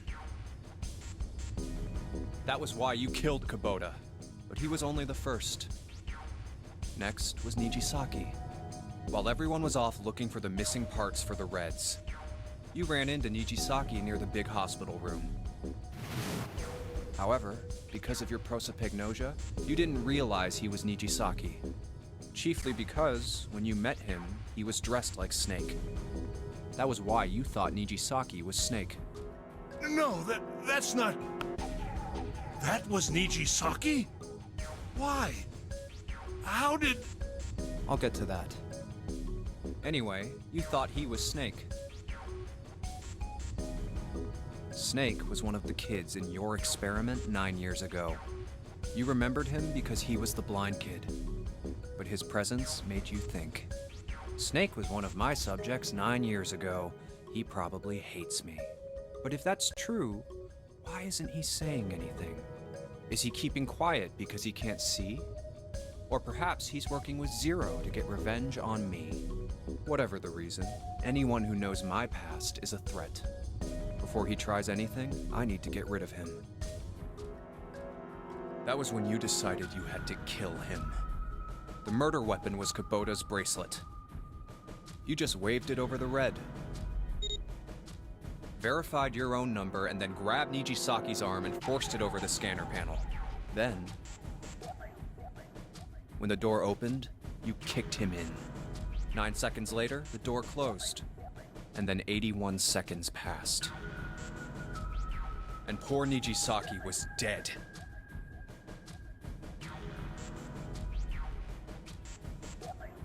And you mean to say... Snake is still alive? Not only is Snake still alive, he's also here. Say something, Snake. Sorry to disappoint you, but I'm as good as new. Thank you for killing the wrong man, but I can't say I like knowing that you wanted me dead. Although, to be honest, even if you hadn't tried to kill me, I would still hate you very much. Well, I wouldn't blame you. Ace's self-derision was frustrating. But Junpei kept his emotions in check and continued. Last but not least, let's talk about Musashido's death. When Clover and I were investigating the chart room, you came over to talk to me. Do you remember what you said? Oh, a pocket watch. Might I take a look at it? I handed it to you, and you left the room. You had been in charge of the nonary project. Of course you would have known the solution to every puzzle, which would mean that you also knew how to get out of the wheelhouse. All you had to do was place the watch in the indentation on the door to unlock it. With the door open, you could enter the captain's quarters.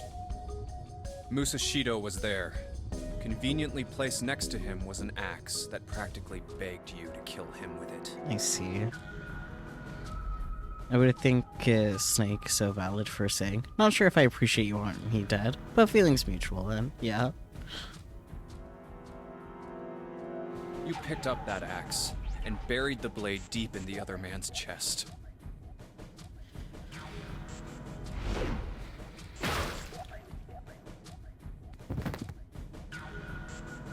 One blow was all it took.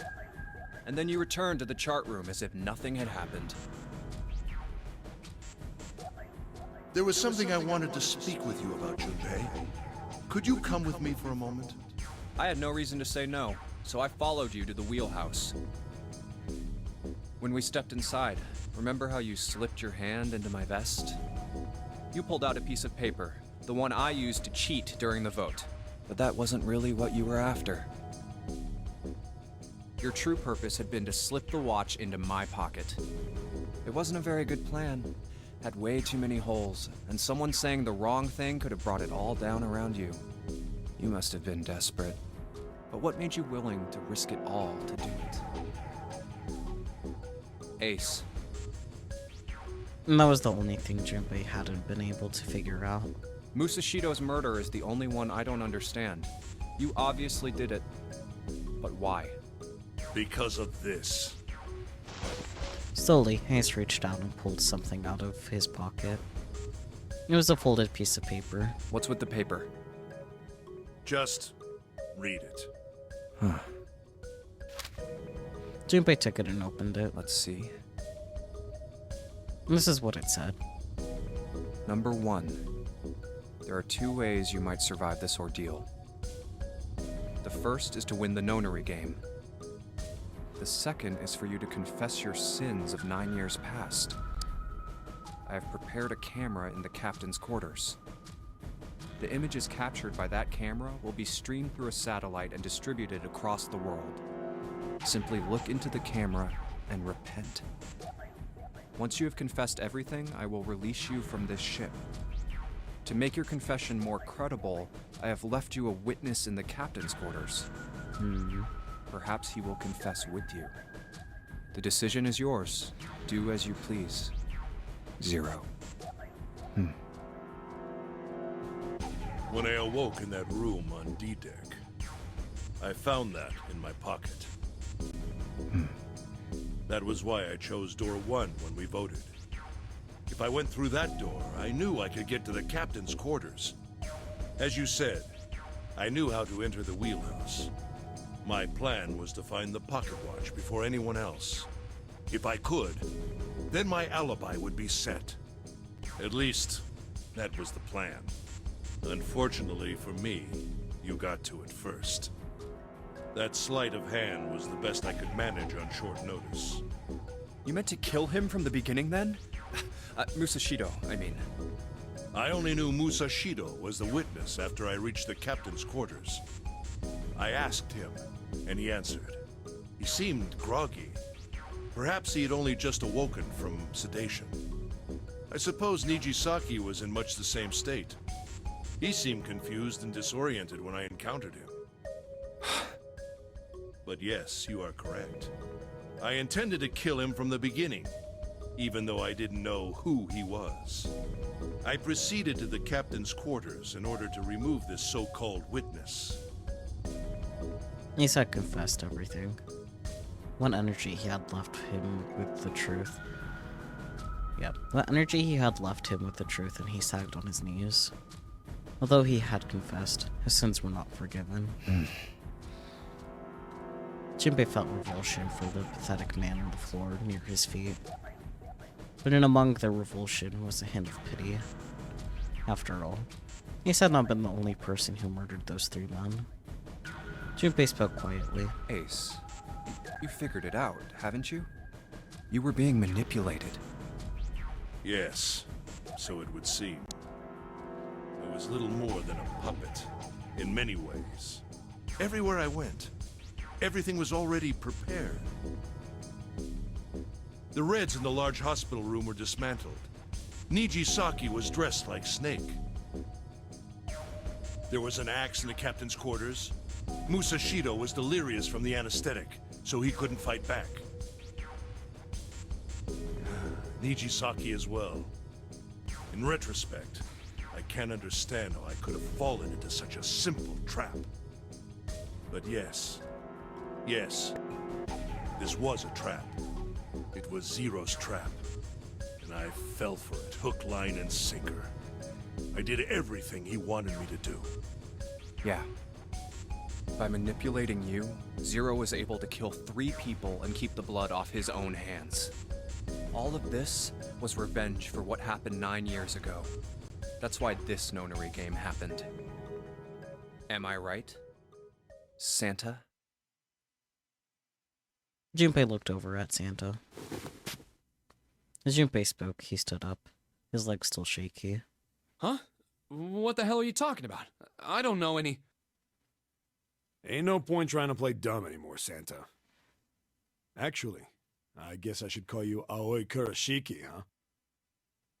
Seven's face was sad as he spoke. My memory came back to me, kid.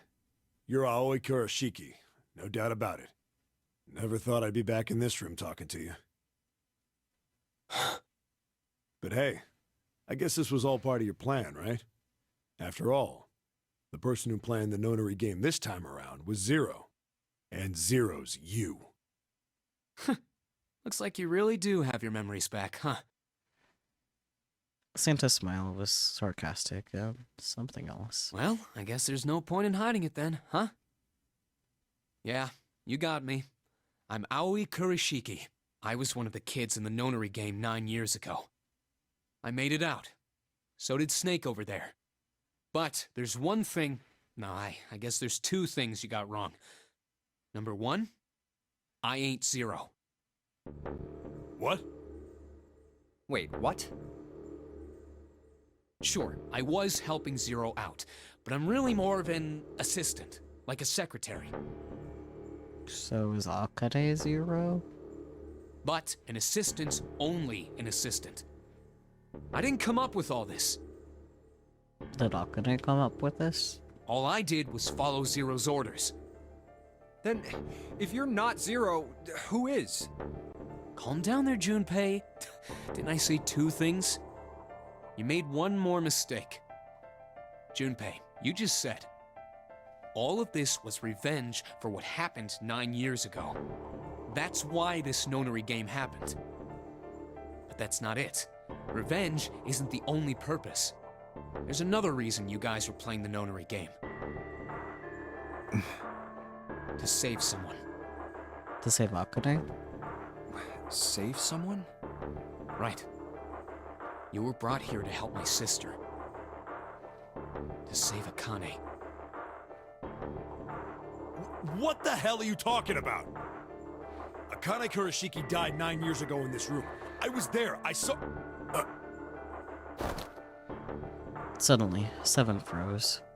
His eyes went as white as dinner plates, and he spun around toward June. Junpei followed his gaze. What? She was gone. Where June had been, there was nothing. What the hell? Where is she? Where's Akane Kurashiki?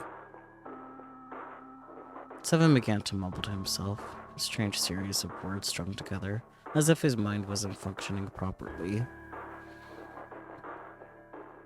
His face was twisted with effort, as though he were struggling with something they couldn't see. He gritted his teeth and pressed his hands against the sides of his head. Oh, my head! My head, it feels like it's gonna pop. Seven! What the hell is going on? I don't know, I just... Oh! I swear to God, my head feels like it's about to explode! Well, that's not good. From somewhere far away, they all heard a deep, heavy noise. It sounded like a tremendous wheel slowly beginning to turn. Santa seemed to have entered an almost trance-like state. His words were calm and measured. What was the nonary project? I'm sure you know already, but I'll tell you one more time. It was a project designed to test a particular phenomenon. And what was that phenomenon?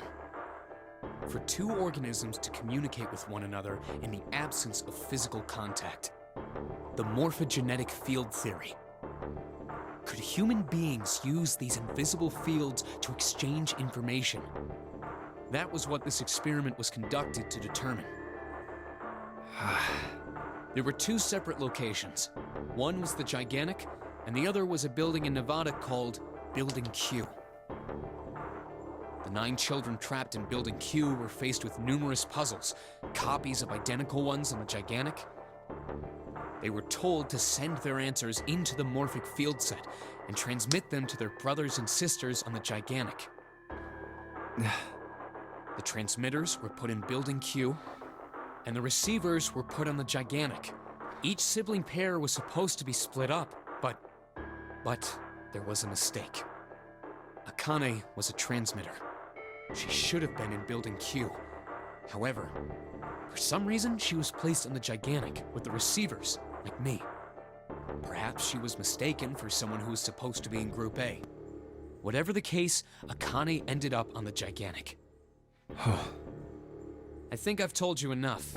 You get it, don't you? I'm pretty sure you know where this is going, Junpei. Where what is going? Don't play dumb. You know things you shouldn't. Things you couldn't. How did you know Ace had prosopagnosia? How did you know why Ace wanted to kill Kubota and how Nijisaki was killed? Were you surprised when you found out Ace was Hongo? And what about the coffin Snake was trapped in? How the hell did you open it? Well, that's... And the answer to that is easy.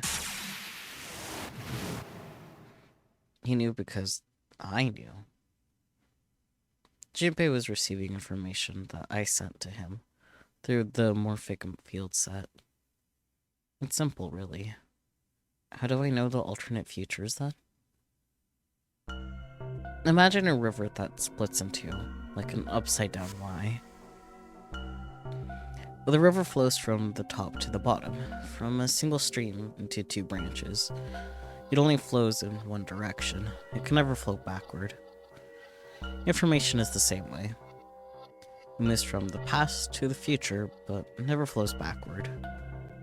That's why people at the river source in the past will never know about those downstream in the future.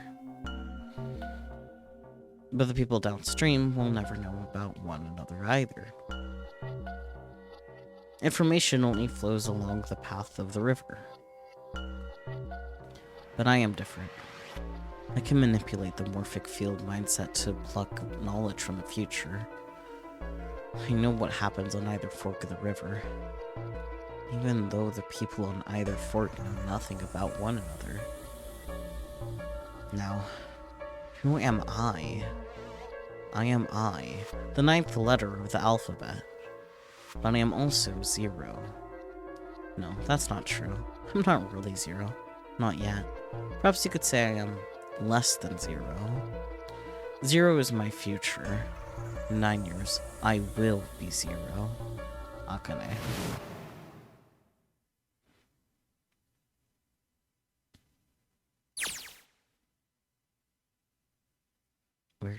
Where did she go? June. No, Akane.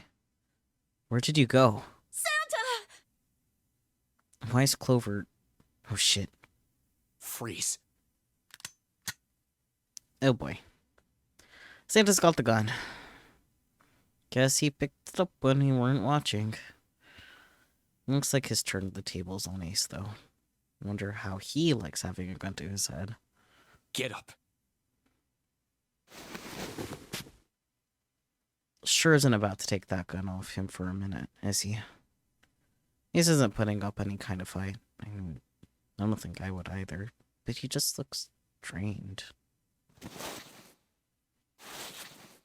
I guess he's going for the door, huh? He doesn't need to verify to go through that door, but... Hey, what's your plan, Santa? What are you doing? You can't get through any numbered doors with just 2 people. What the hell is he thinking? Didn't I tell you? I'm Santa Claus. Yeah. Uh-huh. It's time for me to go make a wish come true. I see. That's it? That's all he's gonna give us? What the hell does that even mean? Shit, they're out. And now the gate's shut. Looks like the rest of us are stuck in here. They're all looking at me. At least Seven's headache is gone. He seems to be alright. I guess there's no harm in trying. Let's see if this door still opens. Damn. Well, it looks like this door isn't opening anytime soon. Oh, you mean we're trapped?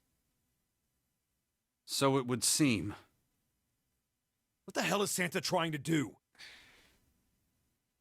Oh my gosh. Oh my gosh, what? Have you considered where we are? There can really only be one thing Santa would do now. No. No, you can't be serious. No, but he is. Shit, we gotta do something. Maybe we can still get out through the door 9. Or get out through door 9. There's the red. Yeah, alright. We can do this. I just got it. No, it's not gonna work. There's no way. The 5 of us can't open this door. 2 plus 4 plus 5 plus 7 plus 8 equals 26. 2 plus 6 equals 8. Is there any combination that will work? Junpei, can I borrow your pen and notebook? Sure, why not? I don't think I'm going to need them. Ever again. Barbecue day? I'll get the hot dogs. Peachy, you bring the buns. And Soki, could you get some chips? Sure. Well, she certainly looks purposeful.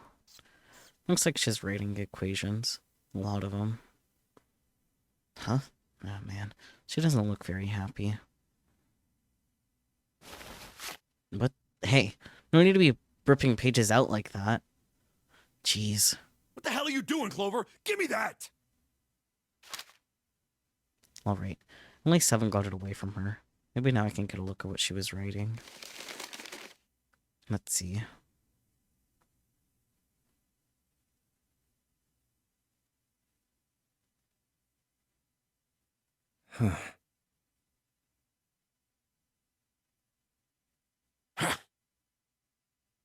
What? And there's no other way? Notice. Looks like she'd figured it out, though. Man, this is just too cruel. It's okay. Go. Lotus. Come on, you know we can't do that. Oh, don't give me that. I'm sure you'd love to get rid of me. No? God damn it, you idiot! Whoa, where the hell did that come from? Looks like she expected that about as much as I did. Without... if you're not... Look, it'd be bad, alright?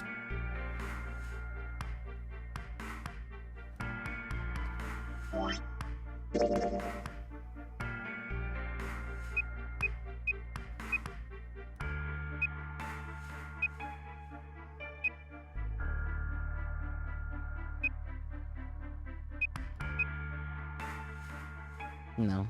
Damn, okay.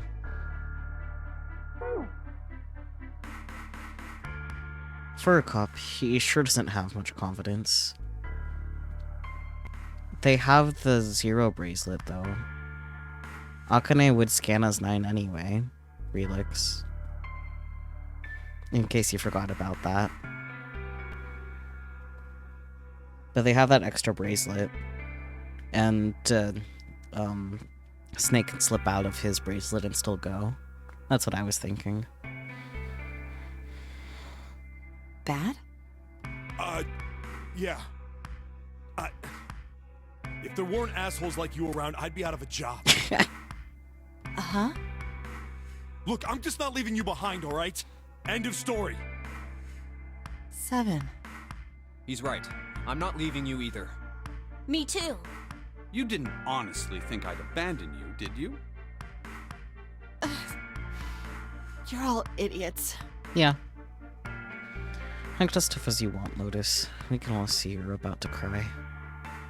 That being said, however, However, I doubt we would be able to open the door anyway, even if we were to leave Lotus behind. Huh? Why? I trust you remember what happened to Ace? Okay, so 8 plus 7 plus 5 plus 4 equals 24 plus 6 equals 30. Yeah, wouldn't work. I see the math though. I mean, I used the digital root calculator in game to figure out that the digital root would be a 3 for that option, but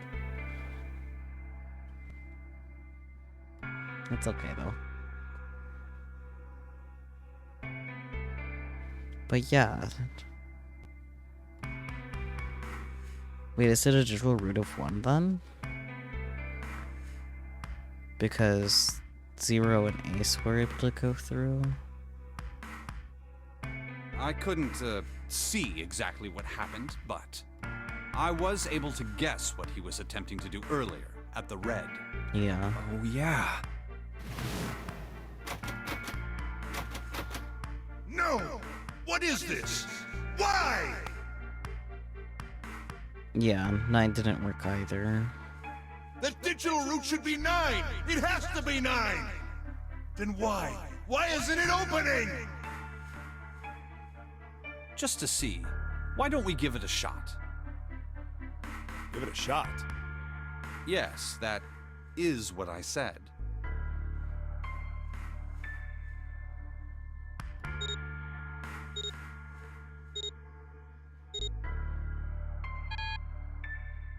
Two plus 4 plus 5 plus 7 equals 18. 1 plus 8 equals 9. You were right. It ain't opening. But it did open 9 years ago. The digital root was 9 then, I'm sure of it. You think maybe they changed the settings? Perhaps. Shit. If we can't get through the door, we can't get out.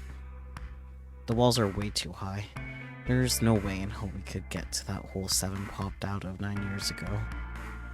All we can do is stand here and stare at this door with the 9 on it. I guess this is it. This is the end.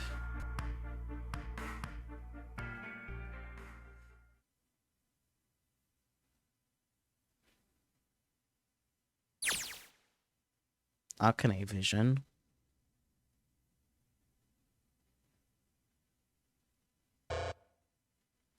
I was watching. I had watched everything that was reflected in his eyes. I was listening.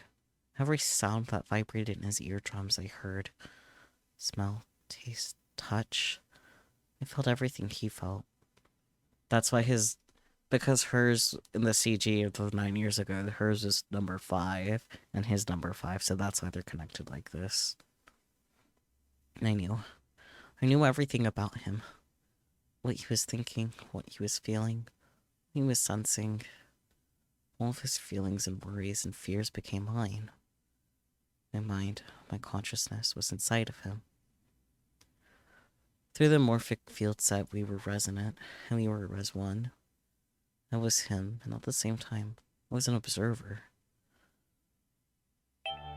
It started with a tremendous noise like a clap of thunder. That was approximately 9 hours ago. A bomb had gone off on the ship we were on.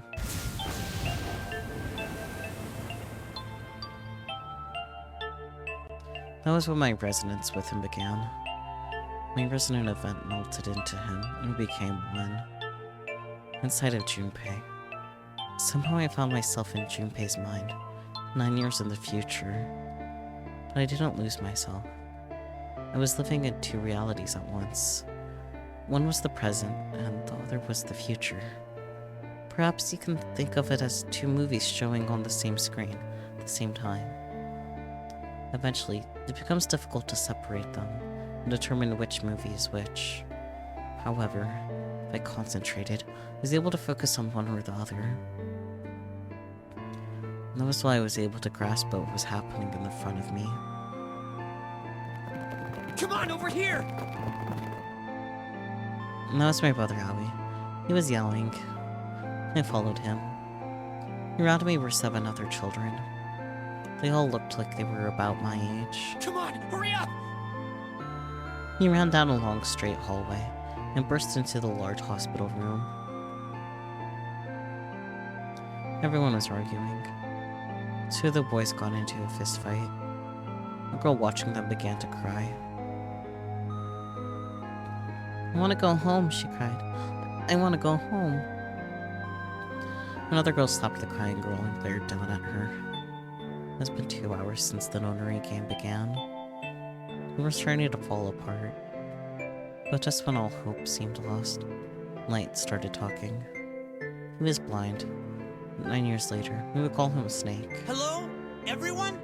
Could you come over here for a moment? He was older than most of us, and his voice had authority and dignity. The fights died down, and we gathered around him. I have a little sister. She is very important to me. Right now, she is over in Building Q, and is desperately trying to send information over to me. Her name is Clover, and today is her 9th birthday.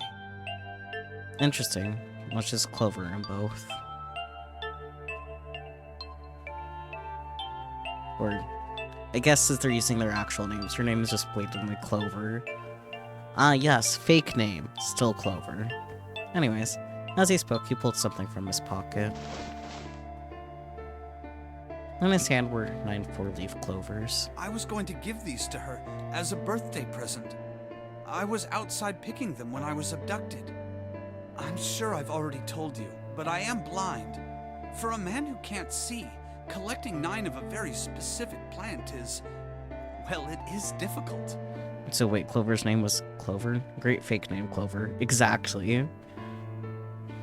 But my sister means a great deal to me, and I hope that these would show her how much I cared for her. Since it's her 9th birthday, I thought 9 4-leaf clovers would be appropriate. That's cute. Every one of you has a brother or a sister in Building Q with Clover. For their sake, we have to survive. We have to get off this ship. Do you understand? If we're going to do that, there are 3 things you have to remember. We need trust and love, and we have to have faith in one another. If we can take all 3 of those to heart, then I promise that good luck will come our way. I see. Did you know that the leaves on the 4-leaf clover mean faith, trust, love, and luck? Those words are leaf words. So if you believe what I've told you, and you understand, then I want you each to have one of these. They're a promise between friends. He gave a clover to each of us. He took one too. Eventually, he was left with only a single 4-leaf clover. He had one last thing to say. Now don't ever forget, so long as you have that, we will always be connected. Do you understand? When he finished, the tension of only a few minutes before was gone. We were calm.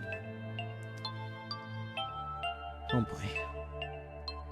After that, we ran around the ship for a while longer, and opened to several of the numbered doors until we finally found a door with the number 9 on it. In fact, there were 2 doors with 9 on them, and we found them in the chapel. We split into 2 groups and walked through the doors.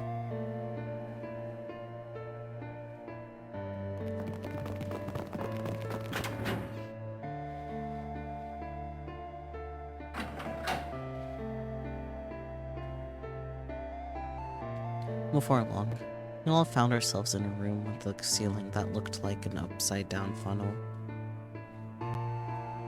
For some reason, this room had another number 9, but this time, it was the only one. But if there was only one door, that meant only 5 people could escape. What are we gonna do? There aren't any other doors! We began to panic.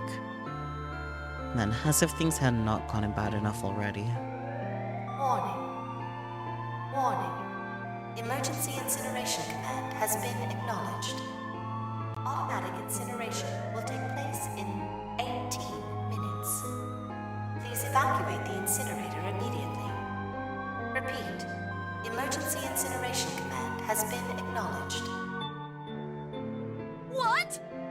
What's happening? What did that thing say? That didn't sound good. My brother Albie swallowed hard and answered. I think it means this room is gonna burn. Burn! The plaque on the door says incinerator. And that voice said that the incineration is about to start. And incinerate means to burn. No! Help me! Abject terror filled the room as everyone began to scream and cry. Every pair of eyes were filled with despair. Then, high up on the wall, a door opened, and a man appeared. He was a huge, frightening mountain of a man, as large as a bear. 9 years later, we would call him Seven. Don't worry, kids. I'm not your enemy. I'm one of the good guys. I'm a detective. I'm here to rescue you. The rest happened just like Seven had said it did. And the 4 of us who had stayed behind were saved by Seven. We crawled through the vent, away from the incinerator, and slid down into the hall. We came out on the other side of the door. Came out on the other side of door 9. On the wall opposite the door was a set of double doors. We went through those and began to run up the spiral stairs. As he ran, I led the way. Behind me were Nona, my brother Albie, Snake, and Seven. The other children, the ones who'd gone through door 9 before us, were up ahead. I could hear them cheering each other on. We ran and ran and ran. We leapt across as many stairs as we could, and kept running. You looked it up because it was bothering you, and her name is Cloverfield, but it's like Yotsuba, Fierdo, and JP. So yeah, her name is 4-leaf clover, but in JP it's a little more subtle because Yotsuba and Kuruba are obviously different. I see. I understand now. Thank you. Still not very good cover name though. But at least it's slightly different. The stairs spiraled upward like a tornado. Eventually, we pulled ahead of the rest. Perhaps Nona had slowed them down.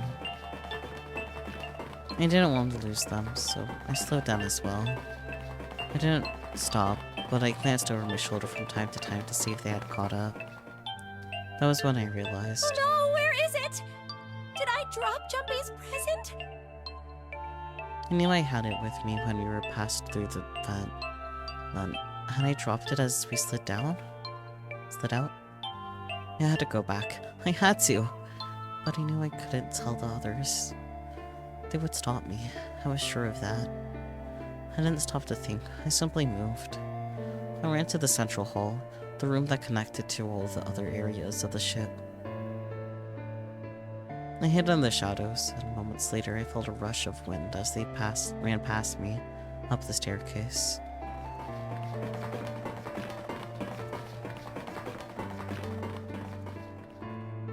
I waited until they were out of sight, and then I ran.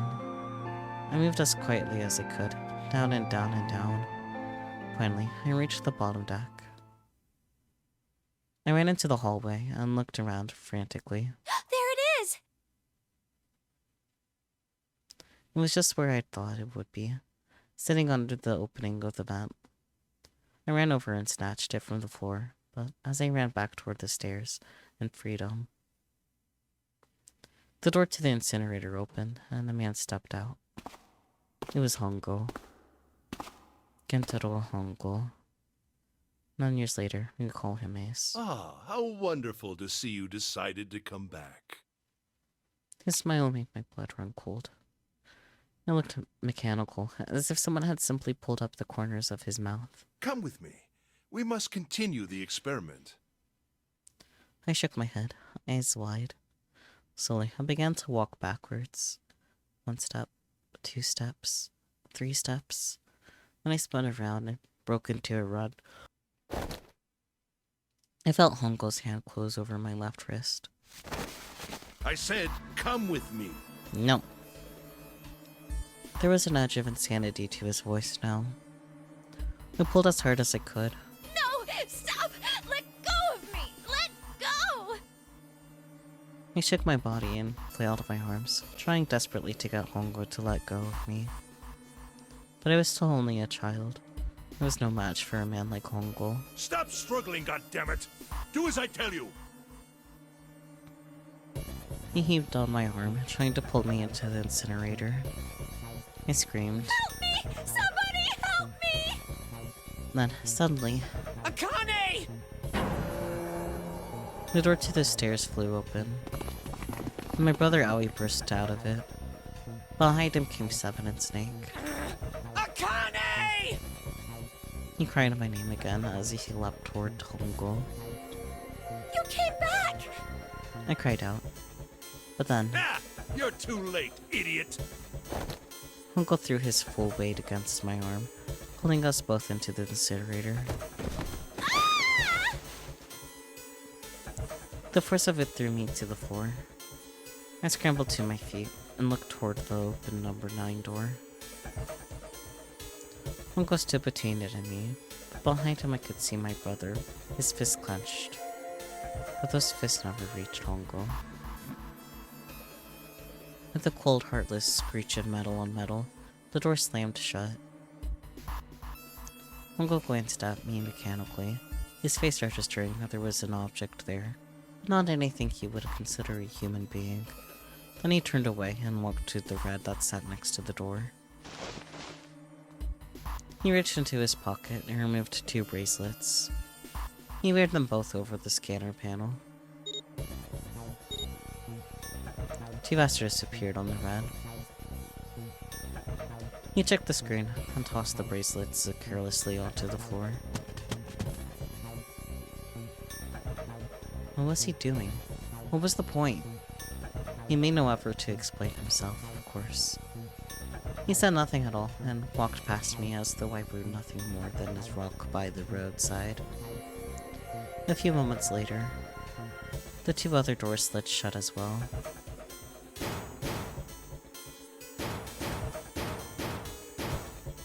Faintly, I could hear someone pounding on the door behind me. I turned around and ran toward the door with the 9. Akane! Akane! Are you okay? I could hear a voice from the other side of the door. A worried, frightened voice. Help me! My throat was already raw, but I screamed as loud as I could. My voice echoed lonely around the empty room. What should I do? I think I'm trapped in here! Where's Hongo? He went out the other door! What? Then it started again. Warning. Warning. Emergency Incineration Command has been acknowledged. Incineration will begin in Junpei vision. 18 minutes. Please evacuate the incinerator immediately. Holy shit. Man, I knew what it was gonna say. This is one hell of a creepy voice. I knew it! It's starting. Santa started the incinerator. Fuck! Man, I never thought I'd hear that damn voice again after 9 years. What the hell? What the hell? What in God's name are you talking about? It's 9 years this and 9 years that, and when it's not 9 years something, then you're talking about some sort of fucking Experiments. You aren't making any sense. I'm sorry, Lotus, but we really don't have time to explain it right now. I promise, I'll tell you everything once we get out of here. But Incineration will begin in 17 minutes. You know what that means, right? Incinerate means burn! what kind of idiot do you think I am? I know what incinerate means. Me too, Lotus. Well, God damn it! Okay, fine. I won't ask anything else. Talk about whatever you want. But you have to do something for me. 7, figure this out. What? Why me? Just shut up and stop this thing. How the hell? There has to be some sort of emergency shut-off button. There isn't anything like that. How the hell do you know? Because I looked for it 9 years ago. Yeah, Lotus isn't happy about that. Can't really blame her. Wait. The floor. It's moving. What else can I say about it but... What the hell is that? Great question. What is that? What else could I say? The floor opened and the machine rose up out of it. It looked like a computer. At least it kinda did. There was a monitor, a keyboard, and a cross-shaped device of some kind. Something about the machine scared me, but I forced myself to walk up to it. I was terrified. Tears poured down my face. I wiped them off, even as more took their place, and forced myself forward. Finally, I reached it. I looked at the screen. It was blank. And all I saw was my own frightened face staring back at me from the glass drenched in tears. All I can see on the screen is a reflection of my own face. I'm looking kind of freaked out.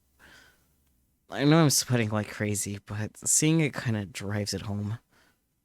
Okay, Junpei, just calm down, alright? Everything's gonna be okay. Yeah. Man, I wish that was the thing, that thing would just shut up. Blech. Incineration will begin in 15 minutes. Alright, back to this thing. If it's only showing up now, then it's gotta be important. But what the hell am I supposed to do with it? Hey, move! Yeah. Hey, we're all tense, lady. That doesn't mean you get to shove people around. Okay, it's turned on. There's nothing on the screen, though. Uh-huh. Oh, this is bad. This is really bad. If there's nothing on here, how are we supposed to do anything with it?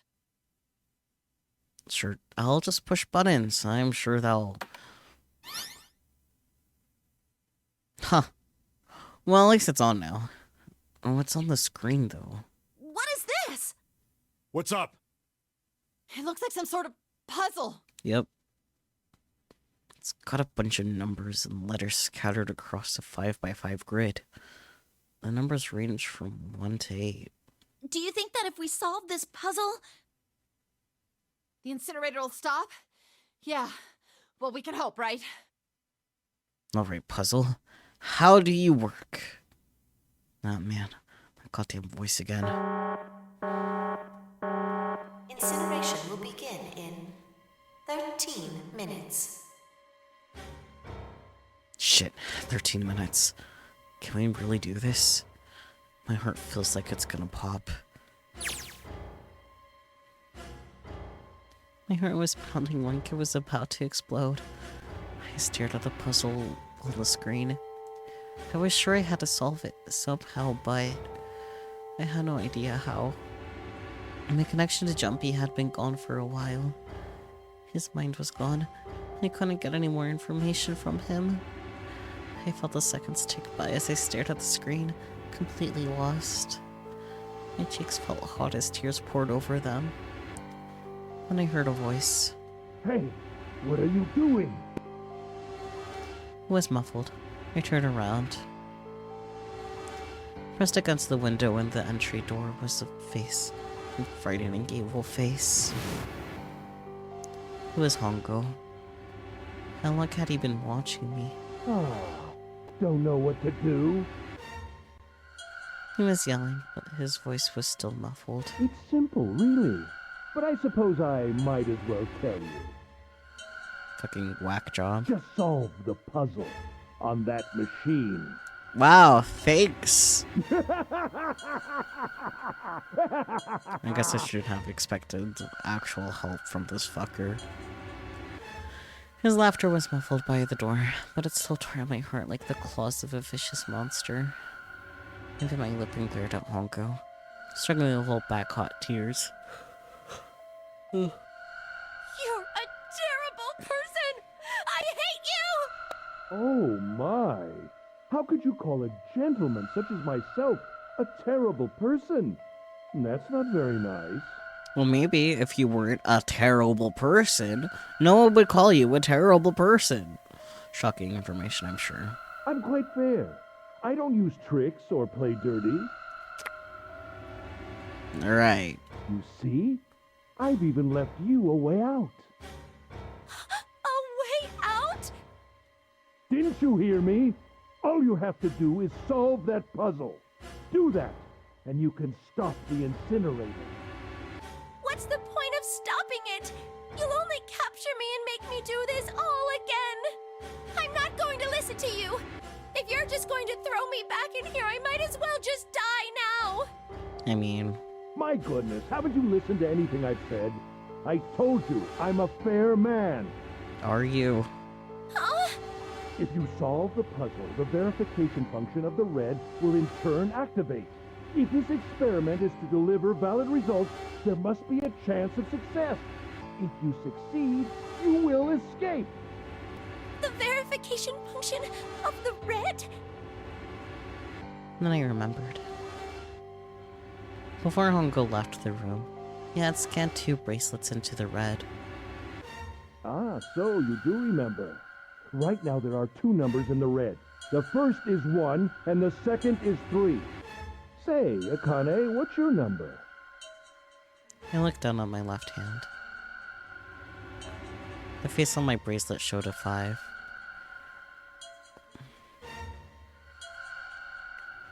Santa did exactly the same thing, because scanned Ace and scanned him in his 3, right? 1 plus 3 plus 5 equals 9. I ran to the door with a 9 on it. I grabbed the red and put my hand against the scanner panel.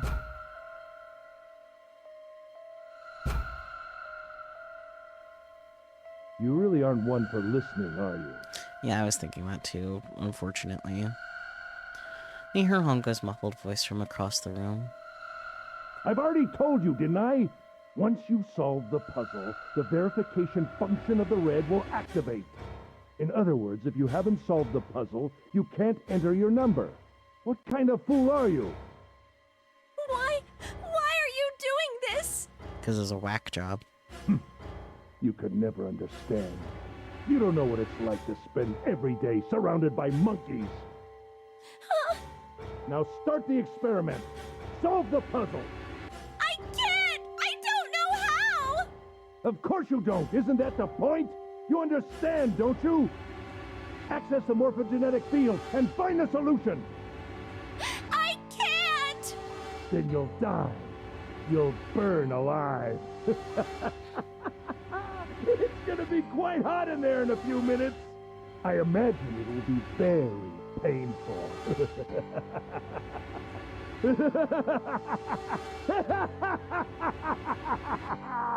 I get that as a classic anime villain, but like, come on, dude.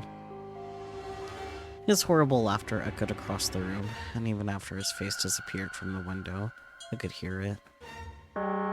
Incineration will begin in 10 minutes.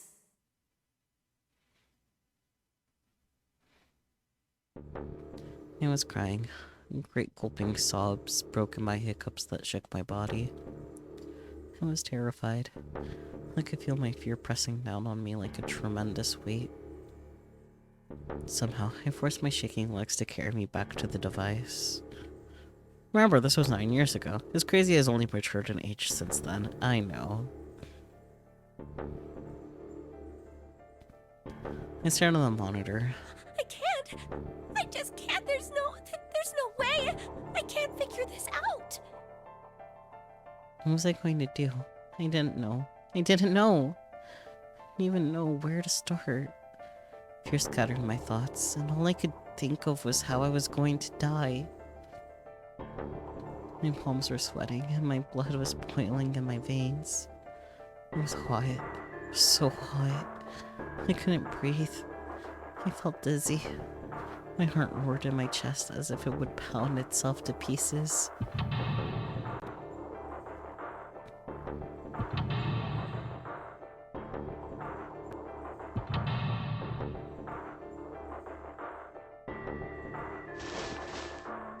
I reached into my pocket and wrapped my hand around the thing I'd come back to get. The doll Jumpy had given me. At least I had that. I held it tight with both hands and prayed. Help me! Jumpy! Help me! Help me! Help me! Jumpy! Jumpy! Jumpy! Please! Help me! Jumpy!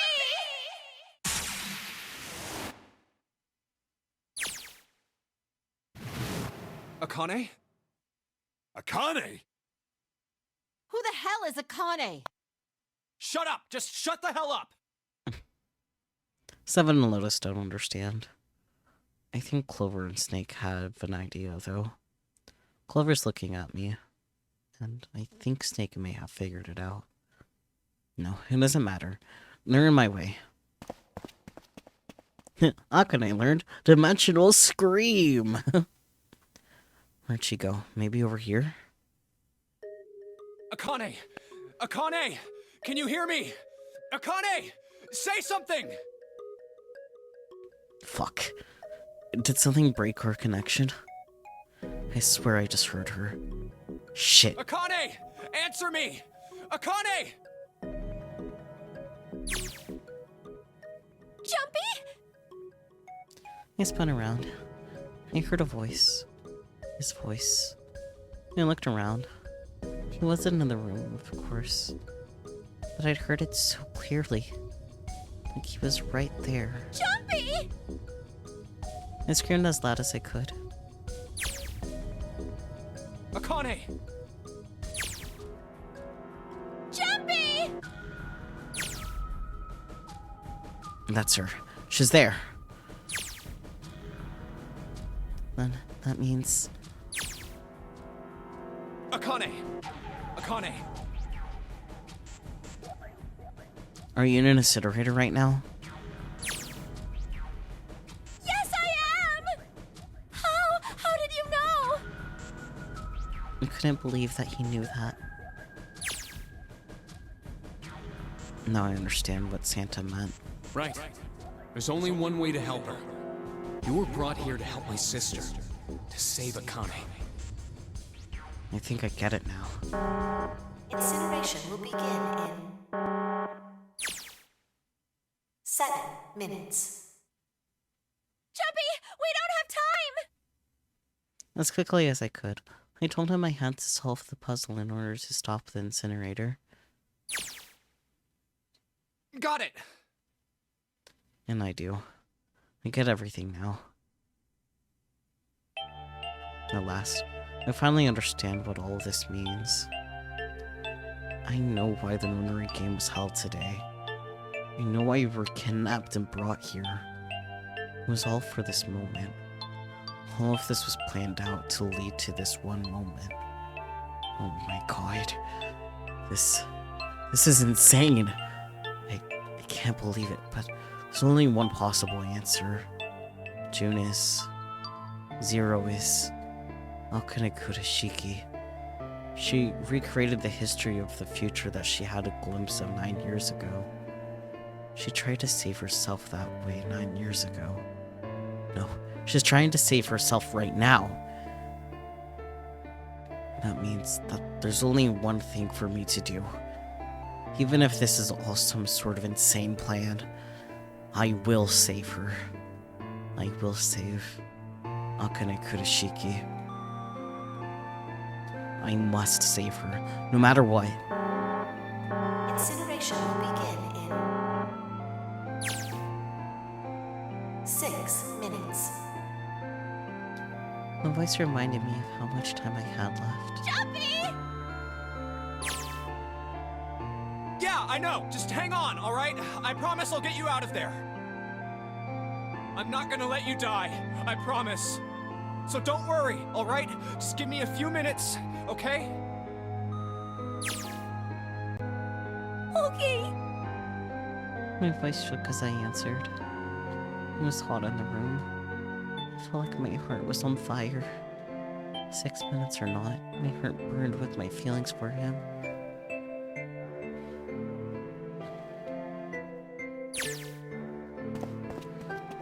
Alright, time to get to work, Junpei. Is Snake talking to them about something? Whatever, it doesn't matter. Get out of my way. Hey, what are you... Just trust me, okay? Sorry, Lotus.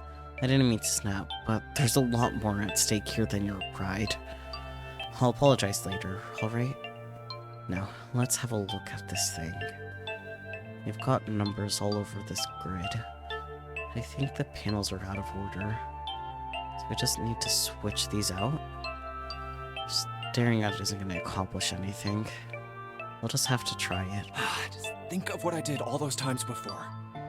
I'm gonna do this on my own, with my own mind. I'm gonna solve this problem.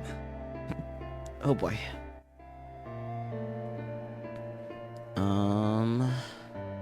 Don't mind the music cutting out as I tapped out of the game.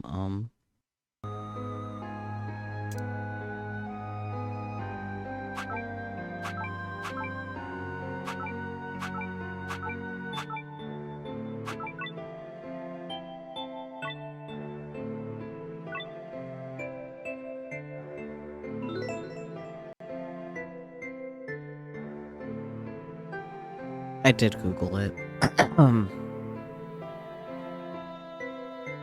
Or do I just type? No, okay.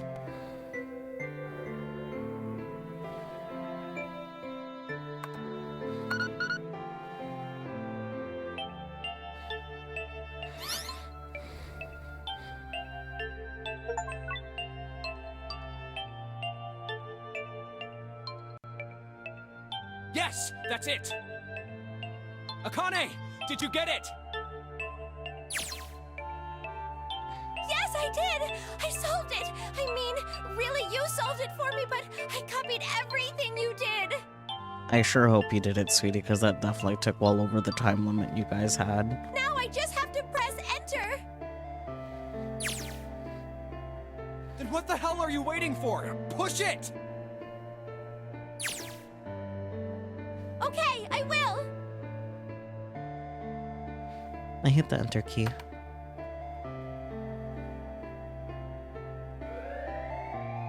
Emergency shutdown command has been confirmed. Incineration system has been disabled.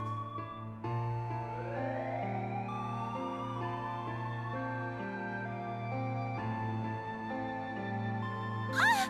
Jumpy! It worked! It worked! The incinerator shut down! It worked! Tears rolled down my face as I cried out to him, but they were a very different sort of tears. A wonderful feeling of accomplishment and relief flooded my body. At the same time, the strength I had left disappeared and I collapsed to the floor. For a while, I just lay there, laughing and crying, and enjoying being alive. Every time I thought about him, I thought my heart would burst.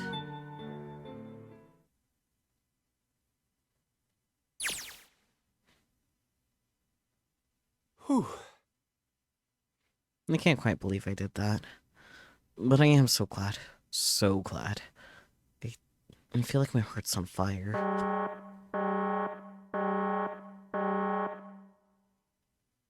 No, I don't have time to be thinking about that kind of shit. I need to tell Akane. Akane, sorry, but things are kind of busy over here. I'm gonna have to hang up now, okay? Oh, of course, that's fine!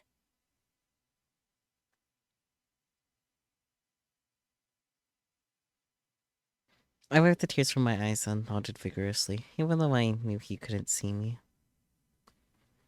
And then I looked over at the corner of the floor. There were 2 bracelets Hongo had left behind.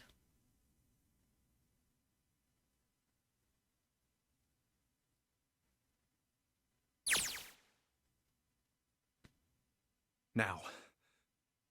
Well, Seven and Lotus don't look particularly happy with me. Not a very nice look to give someone who just saved your lives, guys. Junpei, are you... Crazy? Yes. Okay. Ah, Shut it. right. Okay. So maybe they have a reason to be pissed off. They sounded concerned, Junpei. So what if I haven't pressed the enter key yet? Junpei! Alright, nothing holding me back now. Here goes. Wait. Incineration will begin in 90 seconds. Oh dear. It doesn't sound like it's stopping. No, it doesn't. What the shit? Why isn't it stopping? Okay. Maybe I didn't hit the key hard enough. Just hit it again. And again. And again. Okay, that's not working either.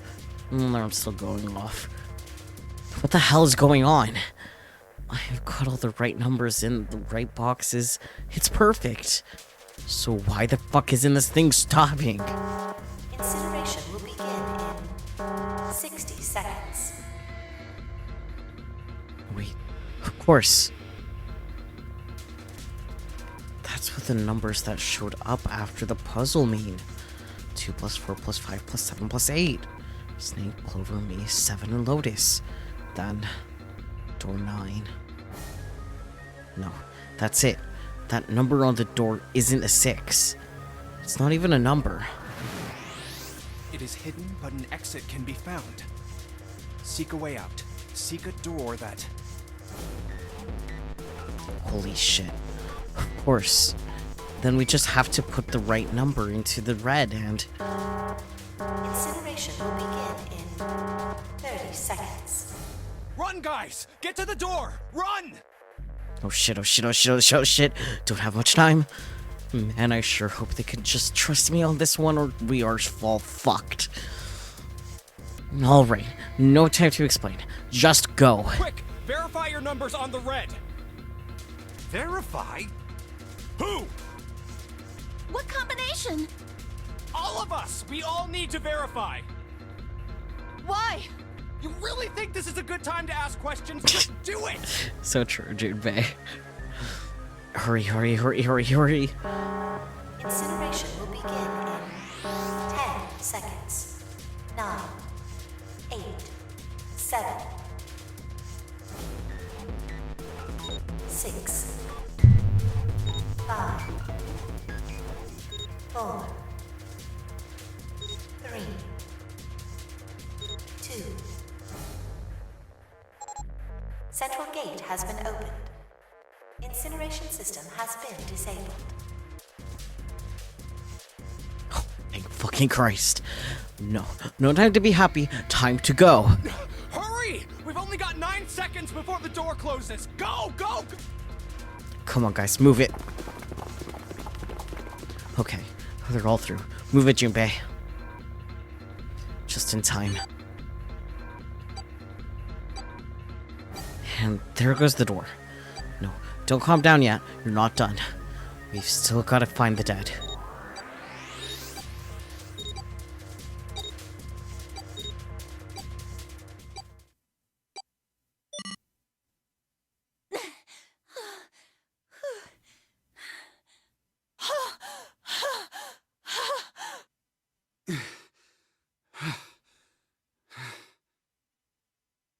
Shit. Yeah. Looks like we made it, huh? Yeah.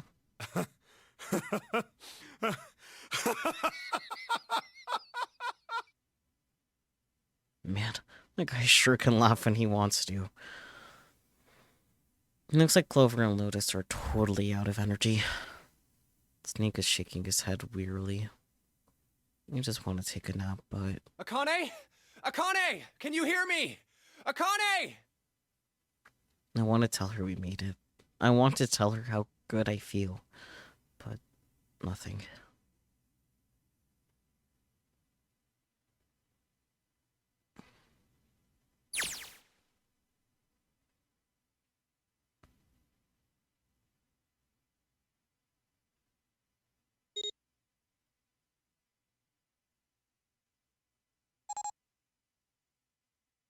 The door opened. Standing in front of it was my brother. Akane! Oi! I cried his name, even though my voice was almost gone from screaming, and leapt into his arms. Oh, oi! Akane! I buried my face in his chest and cried again. I cried and cried and cried. The steady thump of his heart in my ear made me feel like I was home. Its beat was almost like a lullaby. I wrapped my arms around him as far as they would go, and held him as tight as I could. You might want to scan the dead before you, die. Just to be there felt like a miracle. I hadn't felt the warmth of another human body in what had seemed like an eternity. I just wanted to stay there in his arms forever. But I couldn't. The moment I passed through the door, my bracelets had begun to count down to death. I leapt away from him and looked around. The door had already closed. I spotted the dead only a short distance away. It took me only a moment to get to and scan all the bracelets. I left the ones Hongo had dropped on the scanner panel.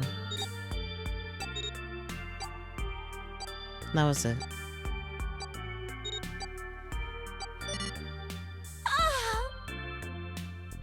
I took a deep breath and looked around again. The huge detective who we'd call Seven.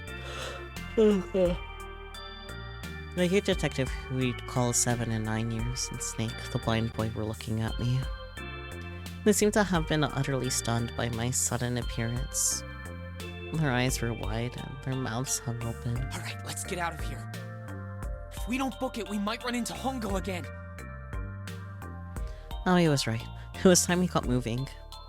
The mention of Hongo seemed to jar 7 and Snake out of their surprise, and they nodded.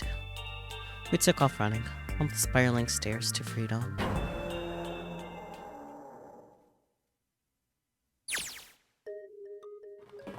Time for more running. But if they can get us out of here, no wonder we're running so hard. My heart's beating so hard I can barely hear. God, I can't wait to breathe real air again. Huh? Is 7 talking? Hey, Junpei, can I ask you something? What's up? That door, the one with the 9 on it. Why'd it open? Yeah, all 5 of us verified our numbers on the red. 2 plus 4 plus 5 plus 7 plus 8 is 26. That makes our digital route 8. It shouldn't have opened. That's not like you, Lotus. I thought you would have figured it out already. Huh? Why? Because you were the person who taught me about the idea of bases. Bases? Yeah. What are the 2 numbers in base 2? 0 and 1. How about base 10? That goes from 0 to 9, right? And how about base 16? 0 through F. After 9, it starts at A and goes from there. B, C, D, etc. You're right. In other words, A in base 16 is 10 in base 10. B is 11, C is 12, D is 13, and so on. So, what about it? You don't get it? What if we keep going with that pattern? What if you go way past base 16 all the way to base 27? Base 27? Yeah. Well, the numerical digits are the same. So, I guess you'd add alphabetical digits. E is 14, F is 15, G is 16. H is 17, I is 18, J is 19. K is 20, L is 21, M is 22. N is 23, O is 24, P is 25. Yeah, and? What comes after that? Oh, Q. 26! And what does that mean? wasn't a 9 on the door. It was a Q! A fucking lowercase q! Ah. Yep, that's pretty much it. I guess to put it another way, you could say that it was a 9 in base 10, but a Q in base 27. Time for more running. God, my thighs are killing me. I swear any moment now I'm gonna tear a muscle. I feel like every single cell of my body is dying for air. Damn, every breath I take is a chore now. I feel like my lungs are gonna burst. Maybe just a short rest. No, can't stop. Don't have time. Come on, legs. There can't be many more of these steps left. Let's run. Run like a bullet down a rifled barrel. Like a tornado cutting through a sea of clouds. I feel like we're running along the back of a giant coiled dragon. Finally.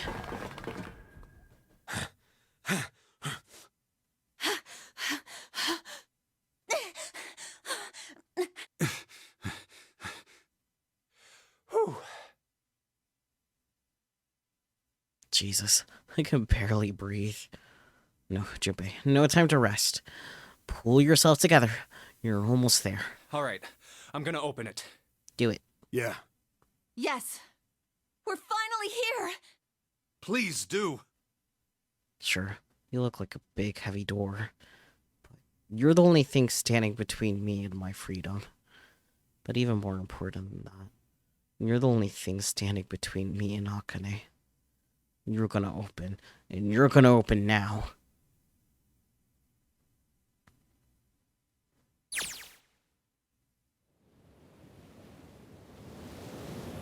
I felt a hand on my shoulder. It was always. He gave it a small reassuring squeeze. I was so happy. I felt like I could melt. My heart was at peace. And not only because my brother and I were back together again. Thanks to the huge detective, all 9 of us who had been kidnapped. We're finally able to escape from the gigantic. On the distant horizon, you could see the faint outline of the ship as it sank. It gave a thunderous roar as it finally slipped beneath the waves. Its last cry echoed out across the ocean, and then it was gone. It's over. Howie whispered. Yeah. It was over. It was finally over. Or was it? Was it really? No, that was wrong. That wasn't it at all. I was sure of it. And this wasn't the end. It was only the beginning. This is only a prologue to what would happen in 9 years. So it was.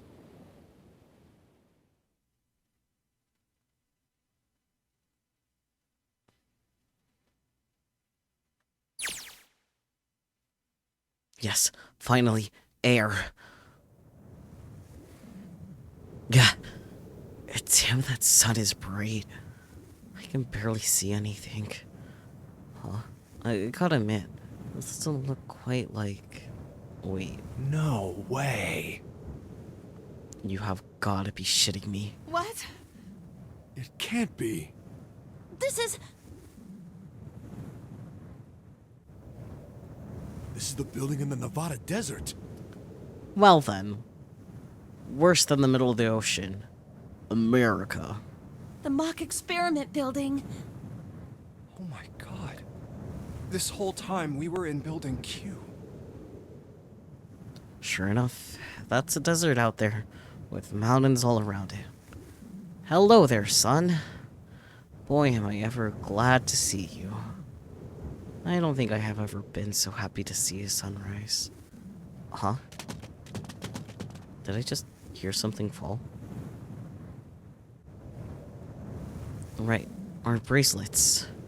I guess I never really gotten a good look at the underside of one of these.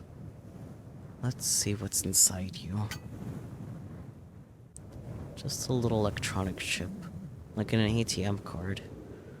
That's it. There's nothing else. Nothing that even looks like a detonator. There was never a detonator to begin with. Figures. Akane. Jumpy! The voices in his head. Heh. I guess I must be pretty crazy about the girl if I think about I'm hearing her voice in the wind. Yeah.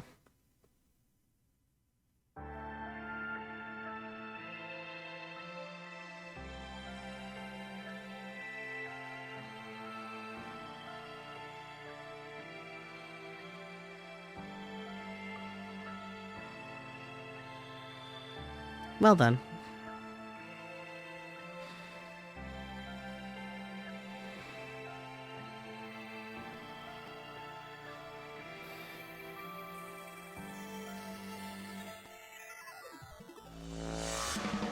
I'll say, if that wrapped up nicely. Yeah.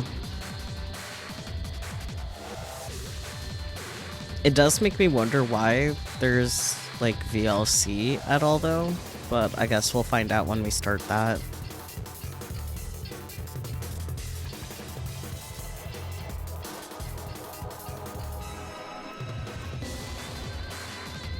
This is definitely a true ending credit sequence, given all the CGs.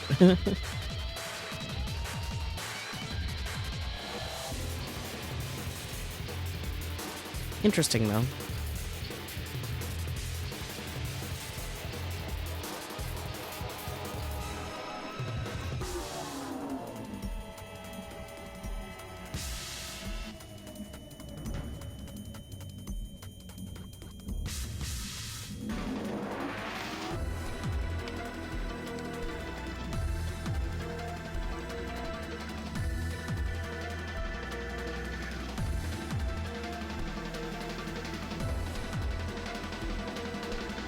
That was a trip. Fucking numbers. I'm gonna be thinking about digital roots all the time now. Oh dear.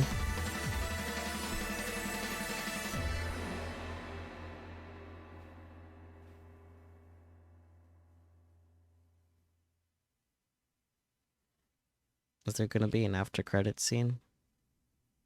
Maybe. Possibly. Perhaps. Perchance. Maybe not. Hello, Ninth Man. Goodbye, Ninth Man. We learned his name, and I still don't remember it. Doesn't matter, though. He's just the Ninth Man to us. Kusabe, maybe? I don't know. Okuboto. See? It's not like his name matters. What matters is that he's dead and why it happened.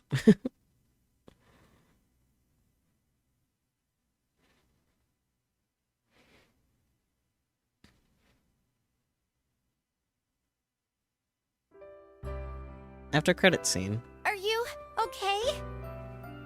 Oh, come on. This is nothing. Really? Yeah. You don't look okay. It was just before the end of elementary school. Jumpy and I were sitting next to each other on a small hill, looking down at the town as the sun slowly set. How does it look then? He was half serious and half joking. I thought about it for a minute first. Well, let's see. It looks like you kissed a toad and got warts, but then they just kept growing and growing and growing. What does that even mean? Junpei grinned and... Ow, ow, ow, ow. See? I told you you're not okay. You're too reckless. You can't beat 5 8th graders, Jumpy. That's crazy. I appreciate his fighting spirit, though. Yeah, but I couldn't just stand there. I mean, don't you think so? I had to do something.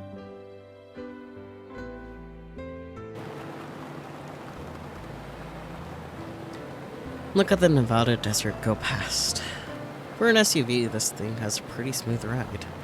Sure was nice of someone to leave it for us outside the building. Keys in ignition and gas in the tank. Almost like it was a present, you know? Anyway, we jumped in and now here we are, screaming across the desert. Lotus is over there in the passenger seat. Snake and Seven and I are all squeezed into the back seat here. I still can't believe we let her drive. Woohoo! This is so fun! Fair enough, I guess. This is so awesome! Driving is so great when there's nothing around, and there's no speed limit. Hey, Clover, watch those bumps, all right? This car jumps even a little, and I think I'm gonna get crushed to death. Hey, shut it. I can't help if I'm big, all right? Suck it up. Why don't you drive, Seven? I'm a cop. I ain't gonna break the law. He doesn't have an international license. Yeah, but you could have sat in the passenger seat. Oh, hell no. There's no way I'm giving this seat up. And Clover, there's no need to slow down. The car Santa and June are in should be somewhere down this road ahead of us. What about Ace? Yeah, I saw some fresh tire tracks going out. There's no doubt about it. Then we've got to hurry if we want to catch them, don't we? Sure thing. No, shit. God damn it, she doesn't have to drive so fast. Man, I didn't even think a car like this could go this fast. We're sure throwing up a lot of dust.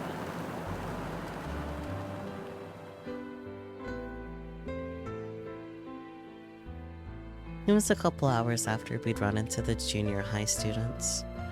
They've been hiding in the bushes on the back of one of the hills, drenching a kitten in gasoline. Hello? The moment we saw what they were doing, Jumpy ran up to them, furious. Hey! What the hell are you doing? Good, Jumpy. Then he jumped on them. Good. He quickly scooped up the kitten and tossed it to me. I caught it and ran for the police station as fast as I could. Help me! Officer, please! You have to come with me! The policeman and I headed back to the hill. All we found was Jumpy sprawled on the ground with a face covered in big swelling lumps. You couldn't run away after you threw the kitty to me? I asked him. He stuck his tongue out though, through the hole in his mouth where her teeth had fallen out. Yeah, I guess I coulda. Then why didn't you? I didn't want to. I wanted to beat him up. Beat him up real good. Honestly, same. I would do the same exact thing if I came across that. Because of what they were doing to the kitty. Yeah, that too, but I think they were the ones behind those murders our first semester. Remember? Oh, you mean the bunnies. Huh? Yeah, the bunnies. Yeah, those fuckers deserve to get beat up. Good job, Junpei, for trying to fight him, because I would do the same. He plucked some grass from the ground and tossed it into the wind. They asked me what elementary school I was from, so I told them. And then they said they'd do the same thing to you that they did to the rabbits. Jesus fucking Christ. I couldn't forgive them for that, so I...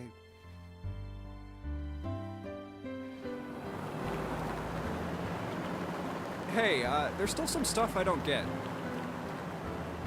Of course, they probably don't know any more than I do. Like Ace. Well, I guess I should say Gentaro Hongo. Why did he create the Nonary Project? Because he's fucking insane in the head. Anybody? Any ideas? Why don't you ask him yourself? Well, yeah, I guess I could. He's still in the trunk, I assume? Yeah, he is. Still tied up, I'm assuming, with his mouth taped shut. His eyes just look empty. No emotion. He looks like he's just given up. I wonder if he even cares what happens to him anymore. Hey, were you listening to us? Yeah, go ahead and try to pretend you weren't, you old bastard. Let's get that tape off your mouth. Come on, I know you were. Answer me. You could at least look at me when we talk, man. I only wanted to see the faces. Human faces. And so, okay. I thought I thought if I could gain the ability to access the morphic field set, then perhaps I could see faces. By peering into people's minds, you could understand how they were processing the expressions of others. That's it? Yes, if you want to put it simply. But if you are looking for a more philosophical answer, I could supply that as well. You see, the human collective consciousness... I think that's enough out of you, pal. It's time for the tape to go back on. Junpei's so funny. So what's your second question? You said there were some things you didn't get, didn't you? Well, somebody's a little nosy. Well, my next question doesn't really have anything to do with you two. This is for you, Seven. It's about the whole Alice thing. What's the deal with that? Well, see, 9 years ago, after I escaped from the Gigantic, I kept going after Hongo on my own, hoping I'd catch him when he finally slipped up.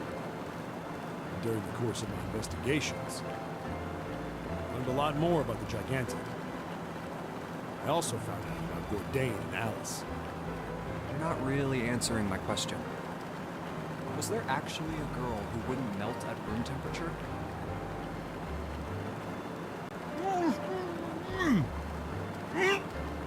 Sounds like Hongo has something to say. Alright, fine. I'll let you talk. But you gotta behave. What?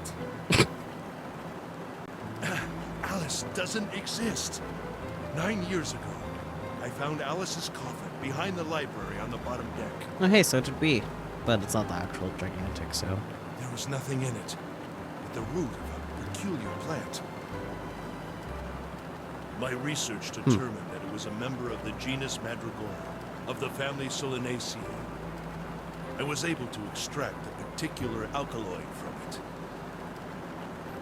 I used that extract to create Sopalin.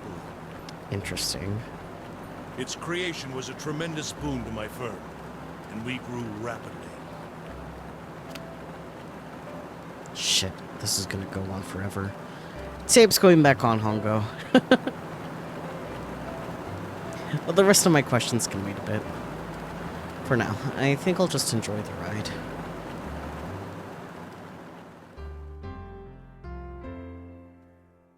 Here, this is for you. What's this? This is, for you, doll. His name is Junpei. Jumpy pulled something out of his pocket and shoved out his arm toward me. In his hand was a doll made of yarn, small enough to fit in his palm. Jumpy, are you sure it's, for you, doll? Huh? Yeah, the lady at the shop said so, so that means it's for you, right? Are you sure it's not a voodoo doll? Wait, what? That's... Oh, man. Oh, man. Well, it sure looks like a voodoo doll. I mean, you do know what a voodoo doll is used for, right? Yeah, I guess calling it Junpei isn't a very good idea then. Why are you giving me this anyway? It just seems really sudden. Well, you know how after June, we aren't gonna get to see each other too much? I mean, we're gonna be in different schools, and... I just thought I'd, you know, Oh, okay, well, how about we call it June, then? Okay. So, I wanted to give you this. You sound like some sort of tribal chief in a bad movie. Yes. I, head of tribe. This doll, traditional charm of tribe. So I give this, it me. So we always together. Oh, Jumpy. Just gonna gloss over the racism going on here, just... yeah. If something bad, then hold and pray. I go wherever you are. So here, take. I reached my hand out and picked up the doll gently. Thank you. Thank you so much, Jumpy. Okay, guys, I know you're middle schoolers, but you don't gotta be racist about it. Yeah. Before I knew it, I was crying. Tears streamed down my face and fell onto June's tiny urn body. Oh, Jumpy. I'll never forget you. I promise. Jumpy looked straight into my eyes and said just 5 words. I'll never forget you either. The sky was a beautiful crimson red as it melted down toward the horizon. The last golden rays of sunlight stretched out across the city and painted themselves across the hills. We sat, bathed in the warm light of the evening. Just the two of us, leaning gently against one another, shoulder to shoulder. The sun set, and we still didn't leave.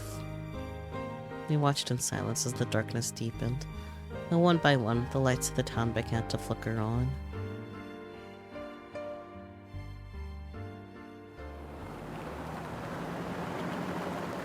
There's still one thing I don't get, to be honest. It's the biggest mystery as far as I'm concerned, and also the only one that's really important. It has to do with June Nakane. 9 years ago, she died in the incinerator on the Gigantic, but she's still alive now as June. But how?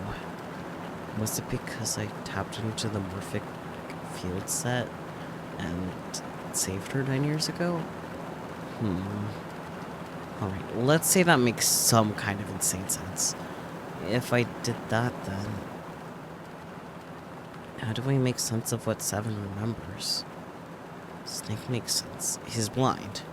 He couldn't have seen her body anyway. But Seven, he said he was sure he saw it. Does that mean there's some kind of historical discrepancy? Or, wait, maybe that's not it at all. There is one other logical explanation. Was what you told me the truth, Seven? You look satisfied. No way. He couldn't. Hey, look! Over there! There's somebody next to the road. Huh? What?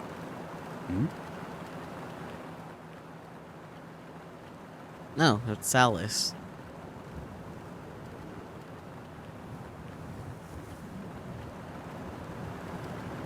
The burning gaze of the Nevada sun pounded down on her head. The desert around her rippled with heat. Standing there, on that shimmering plain, was a woman, her arm out and her thumb up. It would not be long before Junpei realized who she was.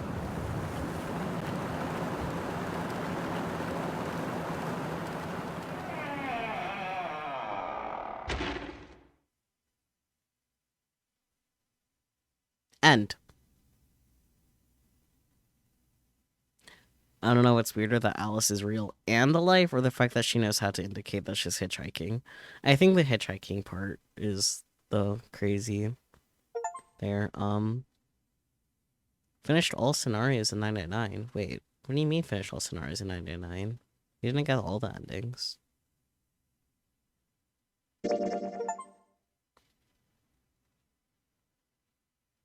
So all previews in 999, huh? Yeah, that's the coffin ending and the true ending, I imagine. There's still 2 endings we didn't get.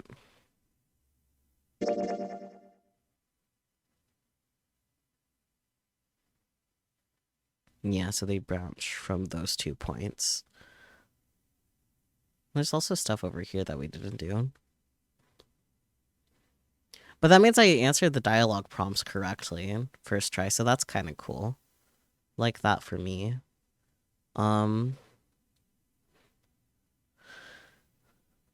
Interesting.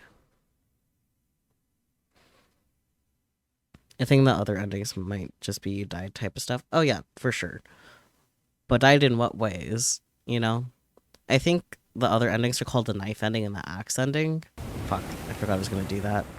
I don't want the prologue. Leave me alone. Let me escape. Please. Let me leave this place. Since this is only the 8th stream, it would feel inappropriate not doing a ninth stream next week on this game. So I'm pretty sure next week I'll just go ahead and like get the other two endings just for funsies, and maybe the other path stuff that we didn't get. But either way, at least the two other endings. But for now, I'm tired and I have to wake up early. Yay! Small round of applause for having to wake up early. But yeah, that was interesting. Thank you guys so much for joining me as I got the true ending first try without looking at a guide, besides like going back to select the correct room. I would say that was pretty successful. But yeah, next week we'll get the other endings, because that way there'll be 9 total streams, because you can. And yeah, anyways, I'll catch you all next time though. Bye bye.